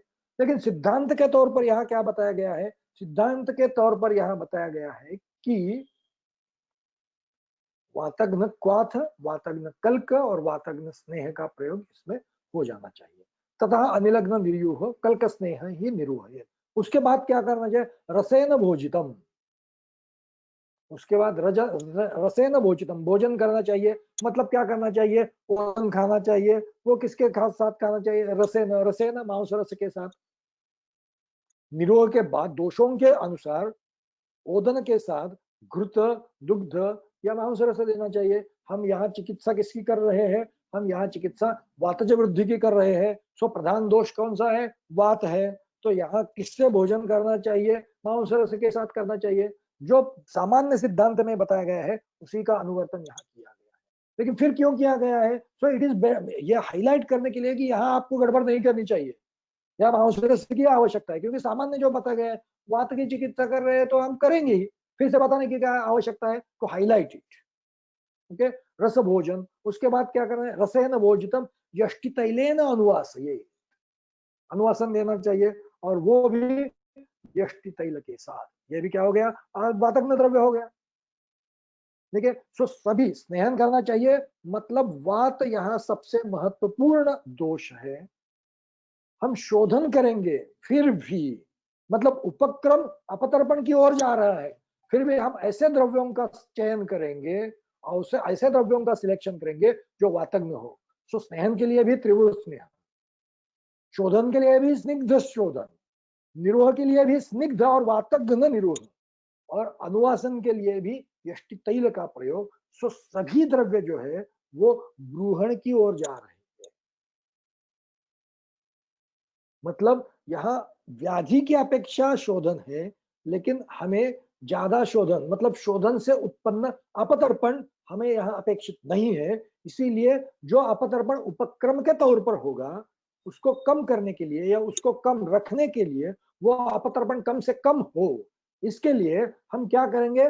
हम द्रव्य जो है वो ब्रूहण की ओर जाने वाले, संतर्पण की ओर जाने वाले द्रव्यों का हम चयन करेंगे, और यही सिद्धांत का अनुसरण इस सूत्र में किया गया है। यहाँ तो क्या बताया गया है? वातग्न निरूह देने चाहिए। सो क्या और कौन से निरूह हम प्रयोग कर सकते हैं? द्विपंचमूलादि निरूह। उसमें क्या है? दशमूल और मांसरस से इसमें मिलाया गया है। सर्व अनिल व्याधिहर, तो क्या हम इसका प्रयोग कर सकते हैं? डेफिनेटली हम इसका प्रयोग कर सकते हैं। एरंड मूलादि निरूह, वर्धमहर, उसकी फलश्रुति में आया गया है। अगर अवरुद्धवात ज्यादा है, रुग्ण संकर्पित है, स्थूल है, तो हम इसका प्रयोग कर सकते हैं। क्षीरादि प्रासृत बस्ती, रुग्ण अबल है, अत्यधिक मात्रा में, मतलब पूरी मात्रा में अगर हम निरूह देंगे तो उसका वीर्य वो रुग्ण सह नहीं सकेगा। अगर ऐसी स्थिति है तो हम प्रासृत बस्ती का प्रयोग करेंगे। तो उसमें दो प्रासृत बस्ती आ गए हैं, जिसकी फलश्रुति में वातग्न और वातजित आया है, क्षीरादि प्रासृत बस्ती और बिलवादि प्रासृत बस्ती। तो रुग्ण के हिसाब से इन दोनों में से भी हम किसी का चयन कर सकते हैं। एरंड मूलादि माधुतैलिक बस्ती, ये सबसे महत्वपूर्ण है। इसकी फलश्रुति में आंतरवृद्धि आया है, डायरेक्टली आंतरवृद्धि आया है। ओके, सो एक भेद का ही वर्णन जो सबसे महत्वपूर्ण है, उसका वर्णन डायरेक्टली फलश्रुति में आया है, तो हम उसका प्रयोग कर सकते हैं। एरंड मूलादि फर्स्ट माधुतैलिक जो बताया गया है, इसका प्रयोग कर सकते हैं। यापन मालुदैलिक बस्ती, उसी में आगे वर्णित है, जब यहाँ वृषण शूल प्रधान अवस्था होगी, मतलब वृद्धि है लेकिन शूल है, प्रधान है, कहा वृषण, यह वृषण में शूल उत्पन्न करके ही वृद्धि उत्पन्न होती है। आप उसकी संप्राप्ति अगर देखें तो वायु कहाँ कहाँ जाता है, तो वृषण में ही जाता है। तो अगर शूल प्रधान अवस्था है तो हम एरण्य मूलादि माधुदैलिक के बजाय अगर यापन माधुदैलिक का प्रयोग करेंगे तो वह हम लक्षण प्रत्यनीक भी काम करेंगे। उसके बाद राजापन बस्ती की फलश्रुति में भी वर्म है। तो इन सभी व्याधियों के व्याधि प्रतिनिक चिकित्सा के बाद हमें अगर रसायन कर्म की आवश्यकता है तो हम राजापन बस्ती की ओर जाएंगे, या व्याधिघ्न मतलब व्याधि प्रत्यनिक तौर पर भी इसका प्रयोग करेंगे। अगर रुग्ण अत्यंत क्षीण हो, दुर्बल हो, वहां शोधन तो चाहिए लेकिन यापन भी करना है, तो भी हम राजयापन बस्ती का प्रयोग करेंगे। गुणजित त्रिफलादि निरूह, वो भी सर्व मारुतर उग्न है, तो इसमें हम प्रयोग कर सकते हैं। बलाति बला रासनादि यापन, राजयापन बस्ती में मतलब मुस्तादी यापन बस्ती में जैसे वर्ग में यहाँ भी है। सो ये और यापन, इसमें क्या है, यापन राजयापन बस्ती की तुलना में बलाति बला रासनादि यापन बस्ती जो है उसका वीर्य थोड़ा कम है। तो ये सुकुमार रुग्णों के लिए, वृद्ध रुग्णों के लिए, सुकुमार स्त्रियों के लिए इसका प्रयोग करने का विधान है। तो अगर व्याधि बल ठीक है, पर्याप्त है, लेकिन रुग्ण बल अल्प है, वो निरूह के वीर्य का भी वो सह नहीं सकेगा। अगर ऐसी स्थिति है तो हम instead of राजयापन Basti we will select Balati बला रासनादि यापन बस्ती। ओके, शतपुष्पादि माधुतलिक बस्ती ये चरक संहिता में वर्णित है, इसमें भी ब्रह्म का वर्णन है। तो these are multiple options we have to use in वृद्धि। Okay, so these are not the only options. मैंने 3 4 5 जितने मुझे जल्दी में दिखाई दिए उन बस्तियों का वर्णन यहाँ किया है, सिर्फ उन्होंने मैंने नाम लिखे हैं। यू कैन सर्च, जैसे मैंने विद्रोह में बताया वही मैं आपको दोहराता हूँ कि आप सभी बस्तियों का अभ्यास करके आपके पास लिस्ट होनी चाहिए कि वृद्धि में इतने इतने बस्तियों का मैं प्रयोग कर सकता हूँ। So now we can select one basti from that. Okay, so यहाँ यष्टि तैल का अनुवासन के लिए प्रयोग करने के लिए, so whether we have other options, yes, दशमूल बलादि यापन बस्ती वात विकारजित, तो इसका प्रयोग कर सकते हैं। सैन्धवादि तैल अवरोध प्रधान संप्राप्ति है, अगर ऐसी स्थिति है तो इसकी फलश्रुति में भी वर्ग है। तो अवरोध मतलब धातु क्षयजन्य संप्राप्ति ज्यादा है तो दशमूल बलादि बस्ती का प्रयोग कर सकते हैं। अवरोध प्रधान संप्राप्ति ज्यादा है, सैन्धवादि तैल का प्रयोग कर सकते हैं। उसी प्रकार अनुलोमन की अत्यधिक आवश्यकता है, अवरोध प्रधान संप्राप्ति है और अनुलोमन की अत्यधिक आवश्यकता है, तो सैन्धवादि एरंड स्नेह का प्रयोग कर सकते हैं। धान्वंतर तैल की फलश्रुति में तो डायरेक्टली अंतर्वृद्धि आई है, अंतर्वृद्धिजित। ओके, तो धान्वंतर तैल का भी प्रयोग हम यहाँ कर सकते हैं। सहचर तैल की, सहचरादि नहीं, जो दूसरा सहचर तैल बताया गया है उसकी फलश्रुति में भी वर्ग में आया है। ओके, सो इतने ऑप्शन हमारे पास, यष्टि यहाँ वहां तो यष्टि तैल बताया है, so definitely we will go for yashti tail, but we have other choices also, we have other options also। उनका हम अभ्यास करेंगे और उसका यथा योग्य हम प्रयोग करेंगे। तो यहां तक जो बताया गया है वो सार्वदेहिक चिकित्सा बताई गई, उसके बाद वो स्थानिक चिकित्सा की ओर जाते हैं। क्या बताया है, हमने सूत्र देख लिया है। सूत्र में क्या बताया गया था, स्थानिक क्या, स्वेद प्रलेपा वातग्ना, वहां स्वेद करना चाहिए और प्रलेप करना चाहिए। वह कैसे करने चाहिए, वातग्न करने चाहिए। ये किसकी चिकित्सा है, अमावस्था की चिकित्सा है। अमावस्था की चिकित्सा क्यों है, क्योंकि आगे पक्वे भित्वा वर्णन किया, पक्व होने के बाद उसका भेदन करना चाहिए और वर्ण क्रिया करनी चाहिए, ये आगे बताया गया है। मतलब स्वेद और प्रलेप ये आमावस्था की चिकित्सा है। ओके, तो स्थानिक चिकित्सा में अगर वृद्धि में आमावस्था है, और वो किस वृद्धि की हम बात कर रहे हैं, वातज वृद्धि की हम बात कर रहे हैं। ओके, सो वातज वृद्धि में सार्वदेहिक चिकित्सा करने, देखिए पहले सार्वदेहिक चिकित्सा वर्णित है, उसके बाद स्थानिक चिकित्सा वर्णित है, मतलब पहले सार्वजनिक चिकित्सा करनी चाहिए और उसके बाद स्थानिक चिकित्सा करनी चाहिए। ओके, सो स्थानिक चिकित्सा में अगर आमावस्था है तो स्वेदन और प्रलेप करना चाहिए, उसके भी वातघ्न द्रव्यों का वर्णन करना चाहिए। और उसका सिलेक्शन आप कहां से कर सकते हैं? वातज विधृति में जिन द्रव्यों का वर्णन है उन्हीं द्रव्यों का वर्णन हम यहाँ कर प्रयोग हम यहाँ कर सकते हैं। So there is no need to describe it again. उसी अध्याय में पहले जो वातज विधृति में बताया गया है उन्हीं का सिलेक्शन हम यहाँ करेंगे। आगे क्या करना चाहिए? पक्वे भित्वा वर्णवत क्रिया, पक्व होने के बाद उसका भेदन करना चाहिए और भेदन करने के बाद वर्णवत चिकित्सा। वर्णवत चिकित्सा कैसे करनी है? वातज विधृति में जो जैसे जिस प्रकार वर्ण की चिकित्सा करने का विधान है उसी प्रकार यहाँ भी इसका वर्णन करना चाहिए, उसी प्रकार यहाँ भी उसकी चिकित्सा करनी चाहिए। So it is in similar line with वातज विधृति। Is it clear? Now we will move to next point. पित्तज और रक्तज वृद्धि। पित्त रक्तोद्भवे वृद्धौ आम पक्वे यथा यथम शोफ वर्ण क्रियाम कुर्यात् प्रततम च हरेत अश्रु। पित्त रक्तोद्भवे वृद्धौ, पित्तज वृद्धि और रक्तज वृद्धि, इनमें क्या करना चाहिए? पित्त रक्तोद्भवे वृद्धौ आम पक्वे, उनकी आमावस्था और पक्वावस्था, यथा यथम, उस अवस्था में जो वर्णित है उसके अनुसार कैसी चिकित्सा करनी चाहिए? शोफ व्रणवत क्रिया, शोफ व्रण क्रिया, शोफ चिकित्सा और वर्ण चिकित्सा। मतलब आमावस्था हो तो शोफ की चिकित्सा और पक्वावस्था हो तो वर्ण की चिकित्सा करनी चाहिए। शोफ वर्ण क्रिया कुर्यात्, और सभी अवस्थाओं में क्या करना चाहिए? प्रततम च हरेत अश्रु, प्रतत सतत अत्यधिक मात्रा में बार बार क्या करना चाहिए? रक्त मोक्षण करना चाहिए। सो पित्तज वृद्धि है, सॉरी विधृति नहीं, हम वृद्धि में आ गए हैं। पित्तज वृद्धि है, उसकी आमावस्था है, तो पित्तज शोफ मतलब पित्तज विधृति में जो कुछ बताया गया है उसके अनुसार चिकित्सा करनी चाहिए। पित्तज वृद्धि की पक्वावस्था है तो पित्तज व्रणवत मतलब पित्तज विधृति में जो वर्ण उत्पन्न होगा उसमें जो चिकित्सा वर्णित है उसके अनुसार चिकित्सा करनी चाहिए।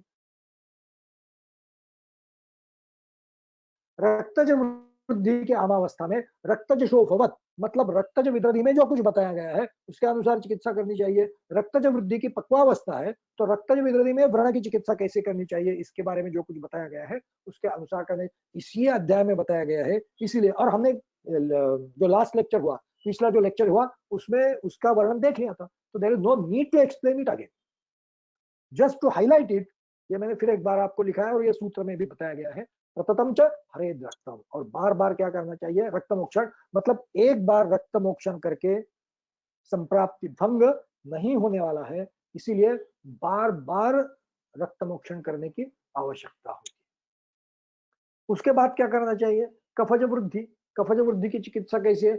गोमूत्रेण पिबेत कल्कम श्लैष्मिके पीतदारुजम विम्लापना द्रुते च अस्य श्लेष्म ग्रंथि क्रमोहितः पक्वे च पाटिते तैलम इष्यते व्रणशोधनम सुमनोरुष्कर सुमन अरुष्क अंकोल सप्तपर्णेषु साधितम पटोल निम्बर रजनी विरंग कुटजेषु च।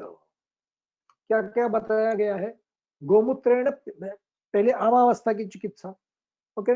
गोमूत्रेण पिबेत कल्कम श्लैष्मिके पीतदारुजम विम्लापना ऋते च अस्य श्लेष्म ग्रंथि क्रमोहितः। सबसे पहले आमावस्था में क्या करना चाहिए? पाचन करना चाहिए। पाचन करने के लिए क्या करना चाहिए? गोमूत्रेण पिबेत कल्कम श्लैष्मिके पीतदारुजम, दारु हरिद्रा का कल्क गोमूत्र के साथ लेने का विधान। उसके बाद क्या करना चाहिए? विम्लापना ध्रुते च अस्य श्लेष्म ग्रंथि क्रमोहितः। श्लेष्म ग्रंथि का जो कुछ उपक्रम बताया गया है, कहाँ बताया गया है? उत्तर स्थान में बताया गया है। तो उत्तर स्थान में श्लेष्म ग्रंथि का जो विधान है वो विधान वैसे के वैसे यहाँ करना चाहिए, लेकिन उसमें वर्णित जो विम्लापन उपक्रम है यहाँ नहीं करना चाहिए। विम्लापना ध्रुते, उसके सिवा जो कुछ उपक्रम बताए गए हैं वो उपक्रम वहां यहाँ वैसे के वैसे करने चाहिए। तो श्लेष्म ग्रंथि की चिकित्सा कैसे करने का विधान किया गया है? कफजे वातिको विधि।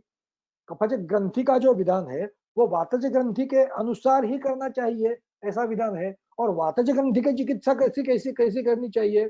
तो वातज ग्रंथि की चिकित्सा करने के लिए दो सब अवस्थाएं आती है। कौन सी? नंबर एक, शुद्धि काम, रुग्ण शुद्धि की अपेक्षा रखता है, और दूसरी शुद्धि अकाम। अगर वो रुग्ण शुद्धि की अपेक्षा करता है तो वहां स्नेहन करना चाहिए, स्निग्ध शोधन करना चाहिए, मतलब ये सार्वधिक चिकित्सा हो गई। और उसके बाद स्थानिक स्तर पर लेपन और स्वेदन करना चाहिए। और अगर वो अशुद्धि काम है, मतलब दोषों का बल पर्याप्त है, अल्प है, शोधन की अपेक्षा नहीं है, ऐसी स्थिति है, या रुग्ण शोधन के लिए अनर्ह है, अगर ऐसी स्थिति है तो हम instead of going for tikshna shodhana we will directly go for shamana chikitsa, लेपन और स्वेदन। जो वातज ग्रंथि की चिकित्सा है उसका यहाँ अनुवर्तन करना है। Okay, so it must be clear to you. So पहले क्या करना है? दारू हरिद्रा कल्क गोमूत्र के साथ देना है, पाचन के लिए है। उसके बाद श्लेष्म ग्रंथि की चिकित्सा करनी है, आइदर शोधन प्लस स्थानिक चिकित्सा, या इफ पेशेंट इज नॉट अर्ह फॉर शोधन चिकित्सा, या शोधन की अपेक्षा नहीं है क्योंकि दोषों का बल अल्प है, अगर ऐसी स्थिति है तो directly we will go for shamana chikitsa, that is स्थानिक चिकित्सा, लेपन एंड स्वेदन। उसकी पक्वावस्था में क्या क्या करना है? पक्वे च पाटिते तैलम इष्यते वर्णशोधनम। उसकी पक्वावस्था, जो हम उपक्रम पहले बताए गए हैं उनकी सहायता से जब हम पक्वावस्था में उसको परिवर्तित करेंगे तो क्या करना चाहिए? उसका पाटन करना चाहिए। उसका पाटन करने के बाद तैलम इष्यते वर्णशोधनम, वर्णशोधन के लिए तैल का प्रयोग करना चाहिए। इसके लिए यहाँ इस सुमन और उष्कर आदि तैल का प्रयोग यहाँ बताया गया है। तो हमें यहाँ तो एक दिया गया है, मतलब ये अधिप्रत्यय कहा गया, तो हम इसका प्रयोग कर सकते हैं। लेकिन वर्णशोधन ये हमारा उद्देश्य है। तो वर्णशोधन के लिए अगर और भी कोई तैल आपको उचित लगे, यौगिक लगे, तो आप उसका भी प्रयोग कर सकते हैं। जैसे मैंने बस्ती में आपको 3-4 कुछ बस्तियों का वर्णन, आपको ऑप्शंस दिए, वैसे वर्णशोधन का करने वाले और तैल भी आप ढूंढ सकते हैं और उनका प्रयोग भी यहाँ कर सकते हैं। उसके बाद क्या आता है? उसके बाद मेदोज ग्रंथि। मेदोजम मूत्रपिष्टेन सुस्विन्नम सुरसादिना शिरोविरेक द्रव्यैः वा वर्जयन् फलसेवनीं धारयेत् वृद्धिपत्रेण सम्यक् मेदसि सुउद्धृते व्रणं माक्षिककासीस सैन्धव प्रतिसारितं सीव्येत् सीव्येत् अभ्यञ्जनं च अस्य योज्यं मेदो विशुद्धये मनःशिला एला सुमनो ग्रंथि भल्लातकैः कृतं तैलम आवरण संधानात् स्नेह स्वेदौ च शीलये। क्या क्या करना चाहिए? मेदोजम मूत्रपिष्टेन सुस्विन्नम सुरसादिना शिरोविरेक द्रव्यैः वा। पहले उसका क्या करना चाहिए? स्वेदन करना चाहिए। स्वेदन के लिए किसका प्रयोग करना चाहिए? स्वेदन के लिए मूत्रपिष्ट सुरसादि गण या मूत्रपिष्ट शिरोविरेचन गण। ओके, सो स्वेदन करना चाहिए, और स्वेदन के लिए मूत्रपिष्ट सुरसादि गण या मूत्रपिष्ट शिरोविरेचन द्रव्य, मतलब इन द्रव्यों का लेप करना ये आवश्यक है। यहाँ मतलब अनग्नि स्वेद का विधान है, ऐसा लगता है अनग्नि स्वेद का विधान है, ये इस वर्णन से लगता है।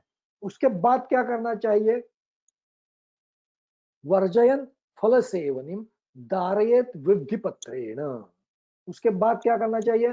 धारण करना चाहिए। किसकी सहायता से करना चाहिए?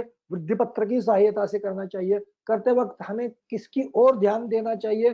फल सेवनिम वर्जयन, फल सेवनी का वर्जन करके, मतलब उस प्रदेश में वृद्धि पत्र नहीं जाना चाहिए। ओके, सो वृद्धि पत्र से धारण करना है। उसके बाद हमें क्या करना चाहिए? धारयत वृद्धि पत्रेण सम्यक मेदसितु उद्धृते, सुउद्धृते। उसके बाद क्या करना चाहिए, मेद का निर्हरण करना चाहिए। मतलब जो मेद संचित है, जिसके कारण वह वृद्धि हुई है, वो संचित मेद जो है वो हमें निकाल देना चाहिए, मेदो निर्हरण। ओके, उसके बाद क्या करना चाहिए, सुधृत, उसका निर्हरण होने के बाद जो व्रण उत्पन्न हो गया उसको क्या करना चाहिए, व्रणम माक्षिक काशीस सैंधव प्रतिसारितम, उसको प्रतिसारण करना चाहिए। किससे प्रतिसारण करना चाहिए, माक्षिक, काशीस और सैंधव, इनको मिला करके उस व्रण को प्रतिसारण करना चाहिए। उसके बाद क्या करना चाहिए, प्रतिसारितम सिव्ये, क्या करना चाहिए, उसके बाद उसका सीवन कर्म करना चाहिए। उसके बाद क्या करना चाहिए, अभ्यंजनम च अस्य योज्यम मेदो विशुद्धये, इट इज वेरी इंपॉर्टेंट। उसके बाद अभ्यंग करना चाहिए और उसका टारगेट क्या है, उसका टारगेट है मेदो विशोधन। मतलब जितना कुछ संचित मेद है उसको हमने निकाल दिया है, लेकिन जो लीन है उसको अगर हमें निकालना है तो उसके लिए मेदो विशोधन के लिए हमें कुछ ना कुछ करना चाहिए। तो मेदो विशोधन के लिए अभ्यंग करना चाहिए। तो यहाँ उसके लिए क्या आया है, मनश्चिलादि तैल जो आया है वो यहाँ उसके लिए वर्णित है। मतलब मनश्चिलादि तैल, मतलब हम उसके निर्माण में ज्यादातर नहीं जाएंगे, हम अवस्था की ओर ही सिर्फ जाएंगे। तो मेद निर्हरण के बाद जो अल्प मात्रा में मेद संचिति है उसका शोधन करने के लिए हम इस तैल के सहायता से स्नेहन करेंगे। उसके बाद क्या करना है, स्वेदन करना चाहिए। और ये कब तक कंटिन्यू करना चाहिए, जो व्रण है जिसका हमने सेवन किया है वो जब तक व्रण संधान नहीं होता तब तक स्नेहन और स्वेदन ये कंटिन्यू करना है। So it is to be continue till, जब तक व्रण पूरी तरह से संधान उसका नहीं होता है। मतलब कितनी बार ये करना है, मतलब कहाँ स्टार्ट करना है और कहाँ एंड करना है, कहाँ चालू करना है और कहाँ समाप्त करना है, इसका वर्णन यहाँ दिया गया है। It is very important. So मेदोज वृद्धि में पहले क्या करना है, स्वेदन करना है।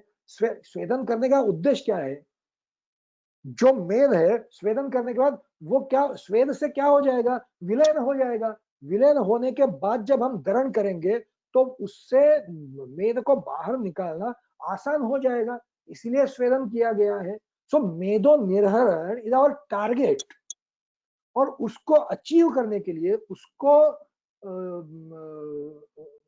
ठीक तरह से उसमें सिद्धि प्राप्त करने के लिए स्वेदन और दरण का विधान किया गया है। उसके बाद व्रण हमने उत्पन्न किया है तो उसके लिए हमें कुछ ना कुछ करना चाहिए। तो उसके बाद व्रण की चिकित्सा का वर्णन किया है। और उसके बाद जो शेष मेद है उसका विशोधन करने के लिए, मतलब पहले हमें अत्यधिक मात्रा में विशोधन कर दिया। किसका विशोधन कर दिया, मेद का ही विशोधन कर दिया। और अल्प मात्रा में शेष दोष निर्हरण जैसे हम बोलते हैं, वैसे शेष मेद निर्हरण के लिए, शेष मेद शोधन के लिए हम अभ्यंग और स्वेदन का प्रयोग करेंगे। और we will continue till vrana sandhana. Okay, I think it should be clear to you. उसके बाद किसका वर्णन है, उसके बाद मूत्र वृद्धि का वर्णन है।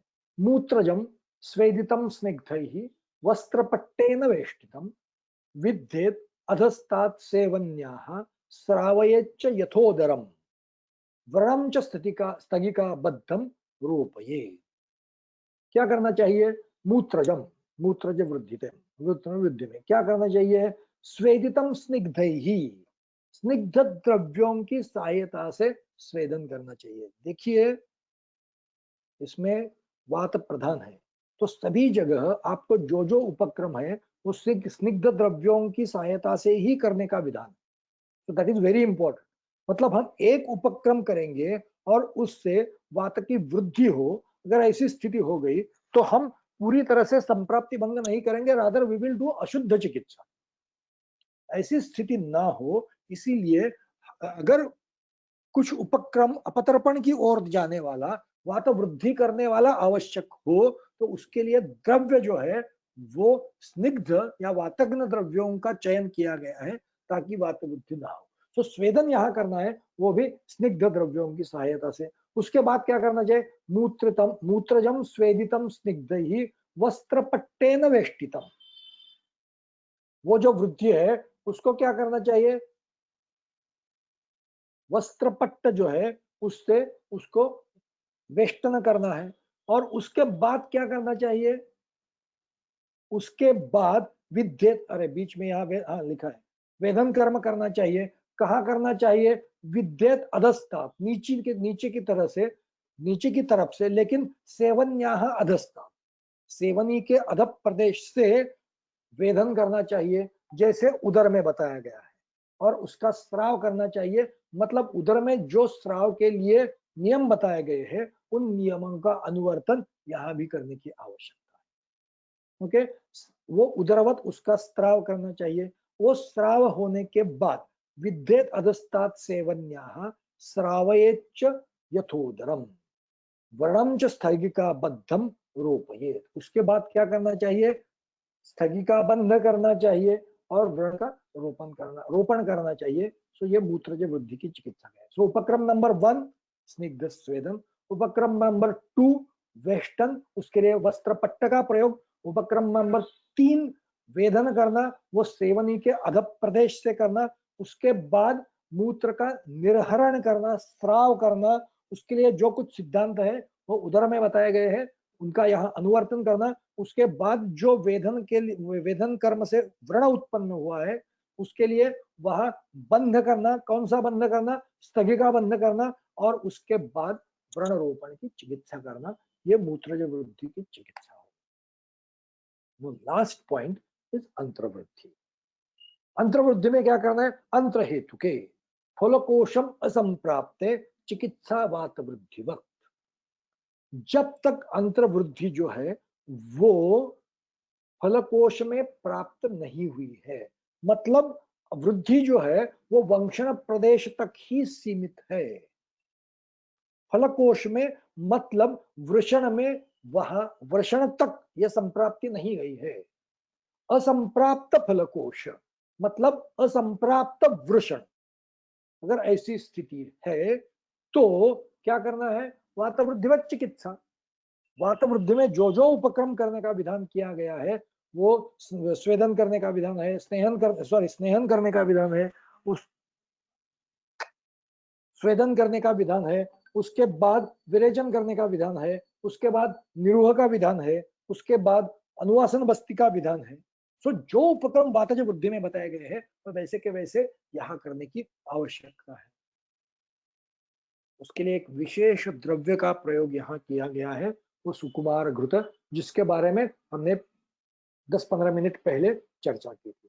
पचेत पुनर्नवा तुलाम तथा दशपलाम पृथक दशमूल पयस्य अश्वगंधा एरंड शतावरी द्विदर्भ शर काश इक्षुमूल पोट गलान्विता। ये द्रव्य जो है पचेत पुनर्नवा तुला, एक तुला पुनर्नवा लेनी चाहिए, और दशपल आगे वाले सभी जो द्रव्य है वो पृथक पृथक भिन्न भिन्न दशपल लेने हैं। उनको क्या करना चाहिए, वह आपाम अष्टभागस्थे, मतलब एक वह, मेरे ख्याल से 2 द्रोण हो जाएगा ना, अगर गलत है तो करेक्ट कर देना। एक वह मतलब 2 द्रोण, ये करेक्ट है या नहीं है जितेंद्र, मालूम नहीं? नहीं बरोबर। हाँ ओके। एक वह मतलब 2 द्रोण जल लेना है और उसका क्वाथ बनाना है, कितना, एक अष्टमांश। ओके, वह आपाम अष्टभागस्थे तत्र त्रिंशत् पलम, 63 पल गुड़ मिलाना है, मतलब 30 पल उसमें गुड़ मिलाना है। प्रस्थम एरंड तैलस्य, एरंड तैल एक प्रस्थ, 2 घृता, 2 प्रस्थ घृत मिलाना चाहिए। पयसः तथा, उतना ही, मतलब जितना घृत लिया है उतना ही पय लेना है। आवपेत, उसमें आवाप डालना है, और आवापेत सॉरी उसमें आवाप डालना है। कौन क्या आवाप डालना है, विपलांशम, 2 पल, क्या, कृष्णा वगैरह जो आगे द्रव्य है। आवपेत विपलांशम च कृष्णा तन्मूल सैंधवम यष्टि मधुक मृद्वीका यवानी नागराणी च तत्सिद्धम सुकुमाराख्यम सुकुमारम रसायनम। तो इन द्रव्यों का आवाप डाल के ये सिद्ध करना है, और ये सिद्ध करने के बाद इसका प्रयोग करना चाहिए। 4 द्रोण, यू कंफर्म इट। मैं भूल गया हूं, ये 2 द्रोण है या 4 द्रोण है, यू कंफर्म इट।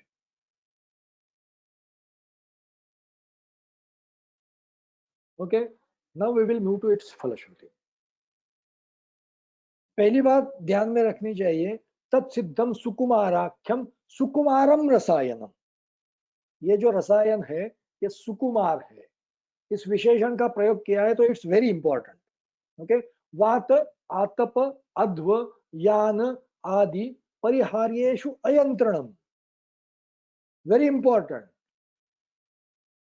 वात आतप अध्व यान इत्यादि जो रसायन के परिहार्य विषय है, उसकी यहाँ आवश्यकता ही नहीं है। वात आतप अध्व यानादि परिहार्येषु अयंत्रणम। उसके बाद प्रयोज्यम सुकुमाराणाम ईश्वराणाम सुखात्मनाम, उसका प्रयोग करना चाहिए। किसको करना चाहिए? सुकुमाराणाम, सुकुमार व्यक्तियों के लिए। ईश्वराणाम, उनके लिए करना चाहिए। सुखात्मनाम, उनके लिए करना चाहिए। उससे क्या करना चाहिए हम देखे ले। नृणाम स्त्रीवृद्ध भर्तॄणाम, उनके लिए प्रयोग करना चाहिए। अलक्ष्मी कलिनाशनम, अलक्ष्मी नाशनम कलिनाशनम, किनको प्रयोग करना चाहिए इसका वर्णन पहले किया। उसके बाद कहाँ करना चाहिए? अलक्ष्मिघ्न है ये, तो यहाँ उसका प्रयोग करना चाहिए। कलिनाशन है, कली जहाँ है तो हम उसका प्रयोग करना चाहिए। सर्व कालोपयोगे न कांति लावण्य पुष्टिदम, और ये सर्व काल उसका प्रयोग करने के बाद, मतलब रसायन के स्तर पर, रसायन के विधान के अनुसार उसका प्रयोग करने के बाद ये कांति लावण्य और पुष्टि ये लाभ देता है। और कौन कौन सी व्याधियों में इसका प्रयोग करना चाहिए? वर्म, विद्रधि, गुल्म, अर्श, योनि, मेढ्र, अनिलार्तिषु। मतलब पहले व्याधि बताए गए हैं, वर्म, विद्रधि, गुल्म, अर्श, और योनि, मेढ्र, अनिलार्तिषु।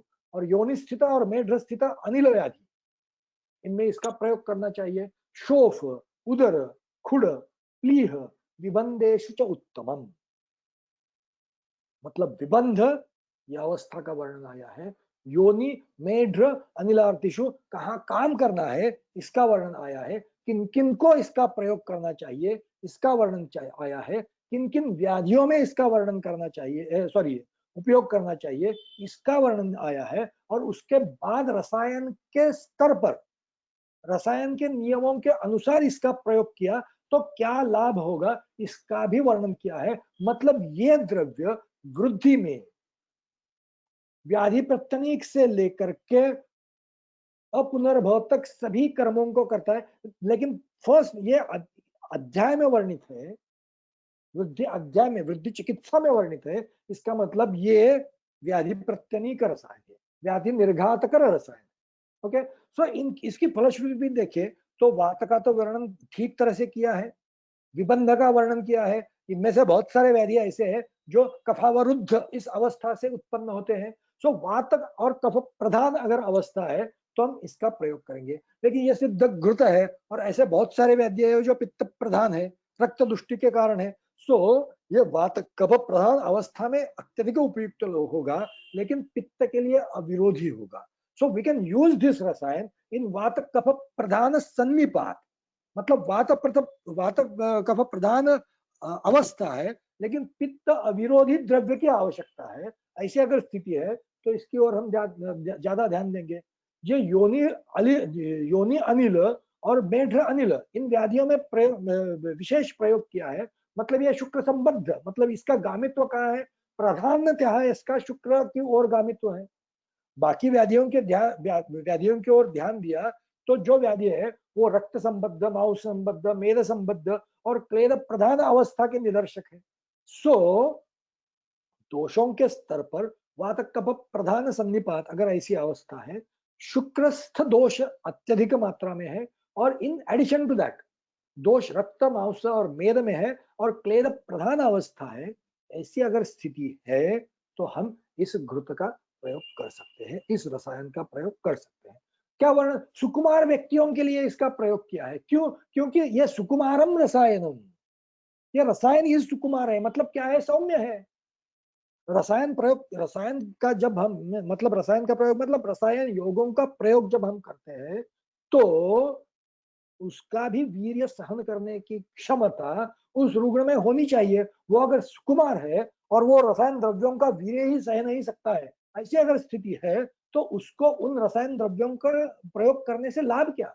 तो इसीलिए ऐसे सुकुमार द्रव्य सुकुमार व्यक्तियों के लिए करने की आवश्यकता है। ईश्वर मतलब राजा, जो व्यस्त लोग हैं, जिनको परिहार, जो कुछ रसायन द्रव्यों में वर्णित परिहार है, रसायन अध्याय में वर्णित परिहार है, वो करने करने के लिए उतना पर्याप्त समय नहीं है, उनकी व्यस्तता के कारण नहीं है, उनकी रिस्पॉन्सिबिलिटीज के कारण नहीं है। ऐसे अगर स्थिति है तो हम इसका प्रयोग कर सकते हैं।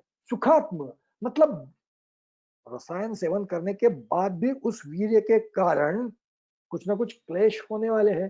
सो वो क्लेश भी वो रुग्ण सह नहीं सकते हैं। अगर ऐसी स्थिति है तो हम इसका प्रयोग कर सकते हैं। स्त्रीवृंद भर्तृ नाम, जैसे हमने बताया शुक्र मतलब स्त्रीवृंद भर्तृ मतलब व्यवाय अधिक्य या व्यवाय अधिक प्रधान हेतु है। ऐसी अगर स्थिति है तो हम इसका प्रयोग कर सकते हैं। अलक्ष्मी फलश्रुति में पहले है।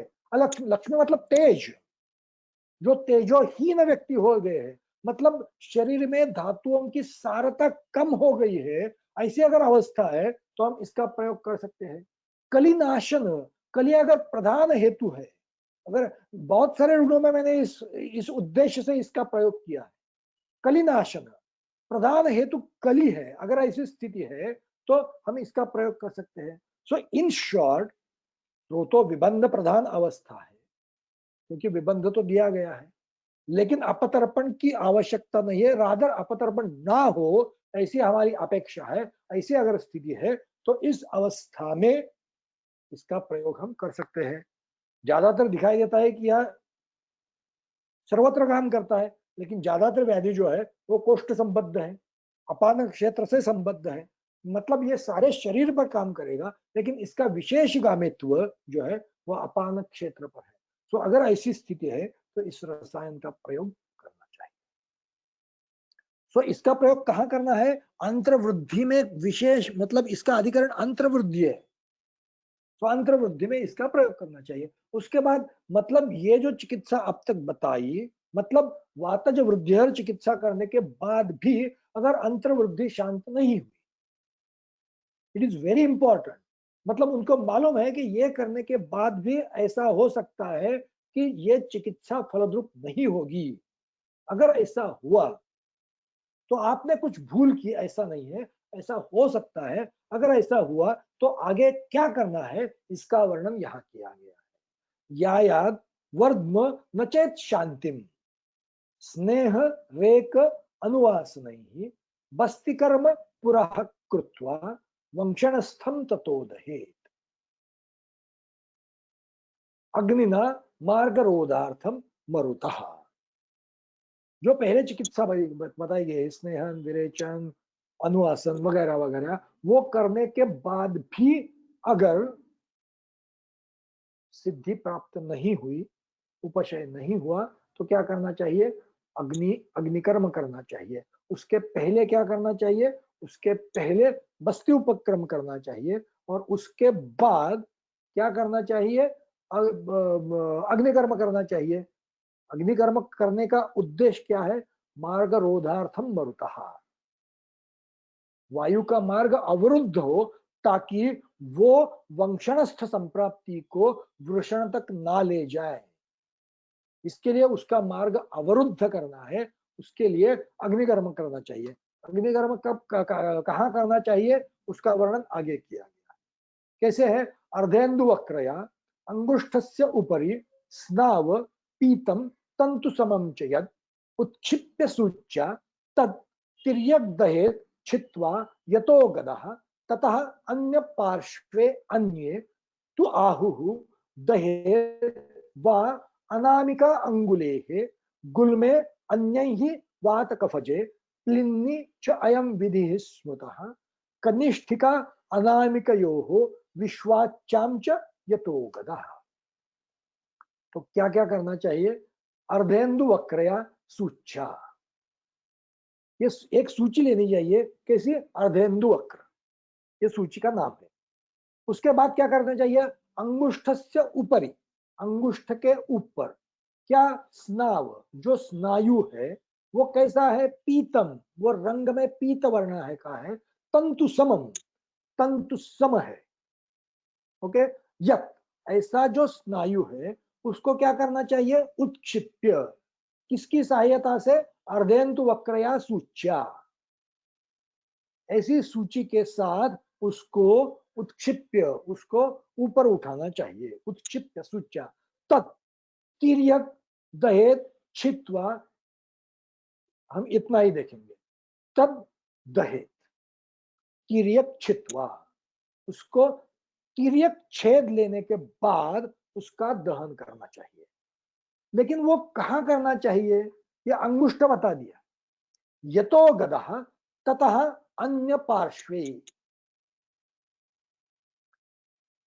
जहां गद उत्पन्न हुआ है, मतलब जिस पार्श्व में गद उत्पन्न हुआ है, ततः अन्य पार्श्वे, मतलब वाम पार्श्व, वाम वंशनस्थ अगर विद्रधी है तो दक्षिण अंगुष्ठ के यहाँ अग्निकर्म करना है। और अंगुष्ठ शब्द का जब प्रयोग होता है वो हस्त अंगुष्ठ के, उसका सामान्य अर्थ हस्त अंगुष्ठ ही है।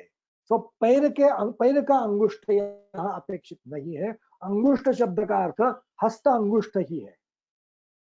हम मराठी में बोलते वक्त अंगठा, पैर का और हस्त का ऐसा बोलते हैं, लेकिन जब अंगुष्ठ शब्द का संस्कृत में प्रयोग करते हैं वो हस्त अंगुष्ठ ही अपेक्षित है। तो यहाँ अग्निकर्म जो है वो हस्त के अंगुष्ठ के ऊपर जो तंतुमत पीत स्नायु है उसको तिर्यक छेद लेकर के उसका दहन कर्म करना चाहिए। वो अन्य पार्श्वस्थ, अगर वाम वंशनस्थ विद्रधि सॉरी वृद्धि है तो दक्षिण अंगुष्ठ के लिए, अंगुष्ठ के यहाँ अग्निकर्म करना चाहिए। और दक्षिण वंशनस्थ अगर वृद्धि है तो वाम अंगुष्ठ के यहाँ अग्निकर्म करना चाहिए। अन्य तो आहु, ये एक मत, कुछ आचार्यों का ये एक मत है। अन्य तो आहु, अन्य आचार्य क्या कहते हैं, दहेत व अनामिका अंगुले है, अनामिका अंगुली जो है उसके बाद का जो स्नायु है, बाकी सभी प्रक्रिया उसी तरह करनी चाहिए, लेकिन दहन कर्म का जो स्थान है वो सिर्फ बदल दिया है। कुछ आचार्यों का मत है कि अंगुष्ठ से ऊपरी जो स्नायु है उसके स्थान पर दहन कर्म करना चाहिए, और कुछ आचार्यों का मत है कि अनामिका अंगुली जो है उसके ऊपरी का जो स्नायु है उसका दहन कर्म करना चाहिए। उसके आगे क्या करना चाहिए, गुल में अन्य ही वात कफजे प्लिन्नीच अयम विधि स्मृतः, अन्य ही, अन्य कुछ जो आचार्य है उनका मत क्या है, वात कफजे गुल में तथा प्लिन्नी लिहा रोग में और वाप्तज कफज गुल्म में भी इसी स्थान पर, मतलब जो अभी बताया उसी स्थान पर अग्निकर्म करना चाहिए। और एक बात बताइए, कनिष्ठिका अनामिकयोः विश्वाचाम यतो गदः, और विश्वाची में भी अग्निकर्म करना चाहिए, लेकिन कहाँ करना चाहिए, कनिष्ठिका अनामिकयोः, कनिष्ठिका और अनामिका संबद्ध जो स्नायु है उनके स्थान पर अग्निकर्म करना चाहिए। लेकिन ऊपर जो बताया गया था अन्य पार्श्वस्थ, तो यह जिस पार्श्व पर विश्वाची है उसी पार्श्व पर, मतलब वाम बाहु संबद्ध, वाम हस्त संबद्ध विश्वाची है तो वाम अंगुष्ठ, मतलब वाम कनिष्ठिका या वाम अनामिका, अंगुष्ठ नहीं, वाम कनिष्ठिका और वाम अनामिका का ही स्नायु लेकर के अग्निकर्म करना चाहिए। दक्षिण का हो तो दक्षिण स्थान पर करना चाहिए। सो इसी का वर्णन इसमें किया गया है। व्याधि अन्य पार्श्वस्थ अंगुष्ठोपरि पीत तंतुमत स्नायु, उसका अर्धेन्दु वक्र सूची, उत्क्षेप, तिर्यक छेद और उसका दहन करना। अन्य पार्श्वस्थ अनामिका अंगुली ऊपरी सेम, वात कफज गुल्म और प्लीहा अन्य पार्श्वस्थ अनामिका अंगुली सेम, विश्वाची व्याधि पार्श्वस्थ कनिष्ठिका और अनामिका. So it is to be remembered.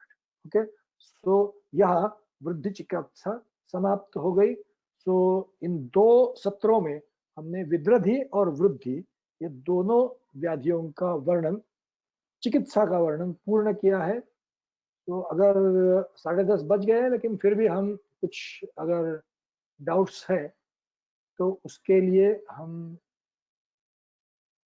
कुछ समय रख सकते हैं.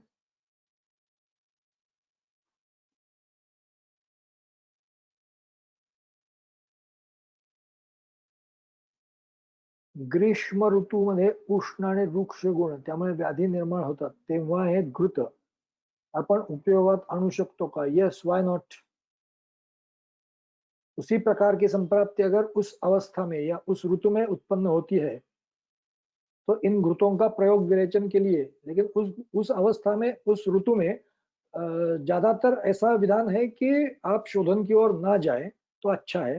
लेकिन प्रत्येक अवस्था के कारण अगर शोधन करने की आवश्यकता हो तो डेफिनेटली हम इन घृतों का प्रयोग कर सकते हैं. So I think there was only one doubt. So if there are no doubts, we can stop here. धन्यवाद.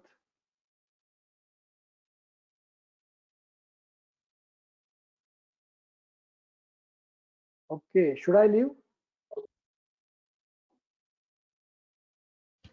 धन्यवाद सर. संहिता बोध के अगले सत्र का विषय गुल्म निदान ये होगा. वृद्धि स्थान में विद्रधि हो तो कैसे ट्रीट करेंगे? वृद्धि स्थान में मतलब वृद्धि के स्थान पर विद्रधि हो गया है, तो विद्रधि की जो सामान्य चिकित्सा बताई गई है उसी का अनुवर्तन करना है. वो स्थान सिर्फ वृद्धि का है, वृद्धि का नहीं. हमें आभ्यंतर, तो आभ्यंतर, हाँ, आभ्यंतर अगर विद्रधि है तो आभ्यंतर विद्रधि के लिए जो कुछ बताया गया है हमने देख लिया है. उसको वरुणादि गण और जो ये है क्या पूषकादि गण उसका पान करना चाहिए, उसके बाद शोधन करना चाहिए. अगर वो स्वयं प्रवृत्त हो गया तो उसकी उपेक्षा करनी चाहिए, दोष शोधन के लिए प्रयास करने चाहिए. ओके, वो जो आभ्यंतर विदर्धी का विधान बताया गया है वो इररिस्पेक्टिव ऑफ स्थान करना चाहिए. ओके, में किस अवस्था में सुकुमार घृत इनफर्टिलिटी में दे सकते हैं क्या? डेफिनेटली दे सकते हैं. अपदर्पण नहीं करना है और स्रोतोरोध प्रधान अवस्था है, विबंध प्रधान अवस्था है, अनुलोमन की आवश्यकता है, लेकिन अपदर्पण नहीं करना है. अगर ऐसी स्थिति है तो इनफर्टिलिटी में भी इसका प्रयोग कर सकते हैं क्या? डेफिनेटली कर सकते हैं. लेकिन इनफर्टिलिटी ये नहीं होगा क्योंकि ऐसा तो उसमें कुछ बताया नहीं गई है. तो इनफर्टिलिटी के लिए विबंध, ये अगर क्या बोलते हैं उसमें ये प्रॉब्लम है कि विबंध के कारण अपत्य प्राप्ति नहीं हो रही है, तो उस अवस्था में वो संप्राप्ति भंग के लिए इसका प्रयोग कर सकते हैं. Okay, so we will stop here. Thank you.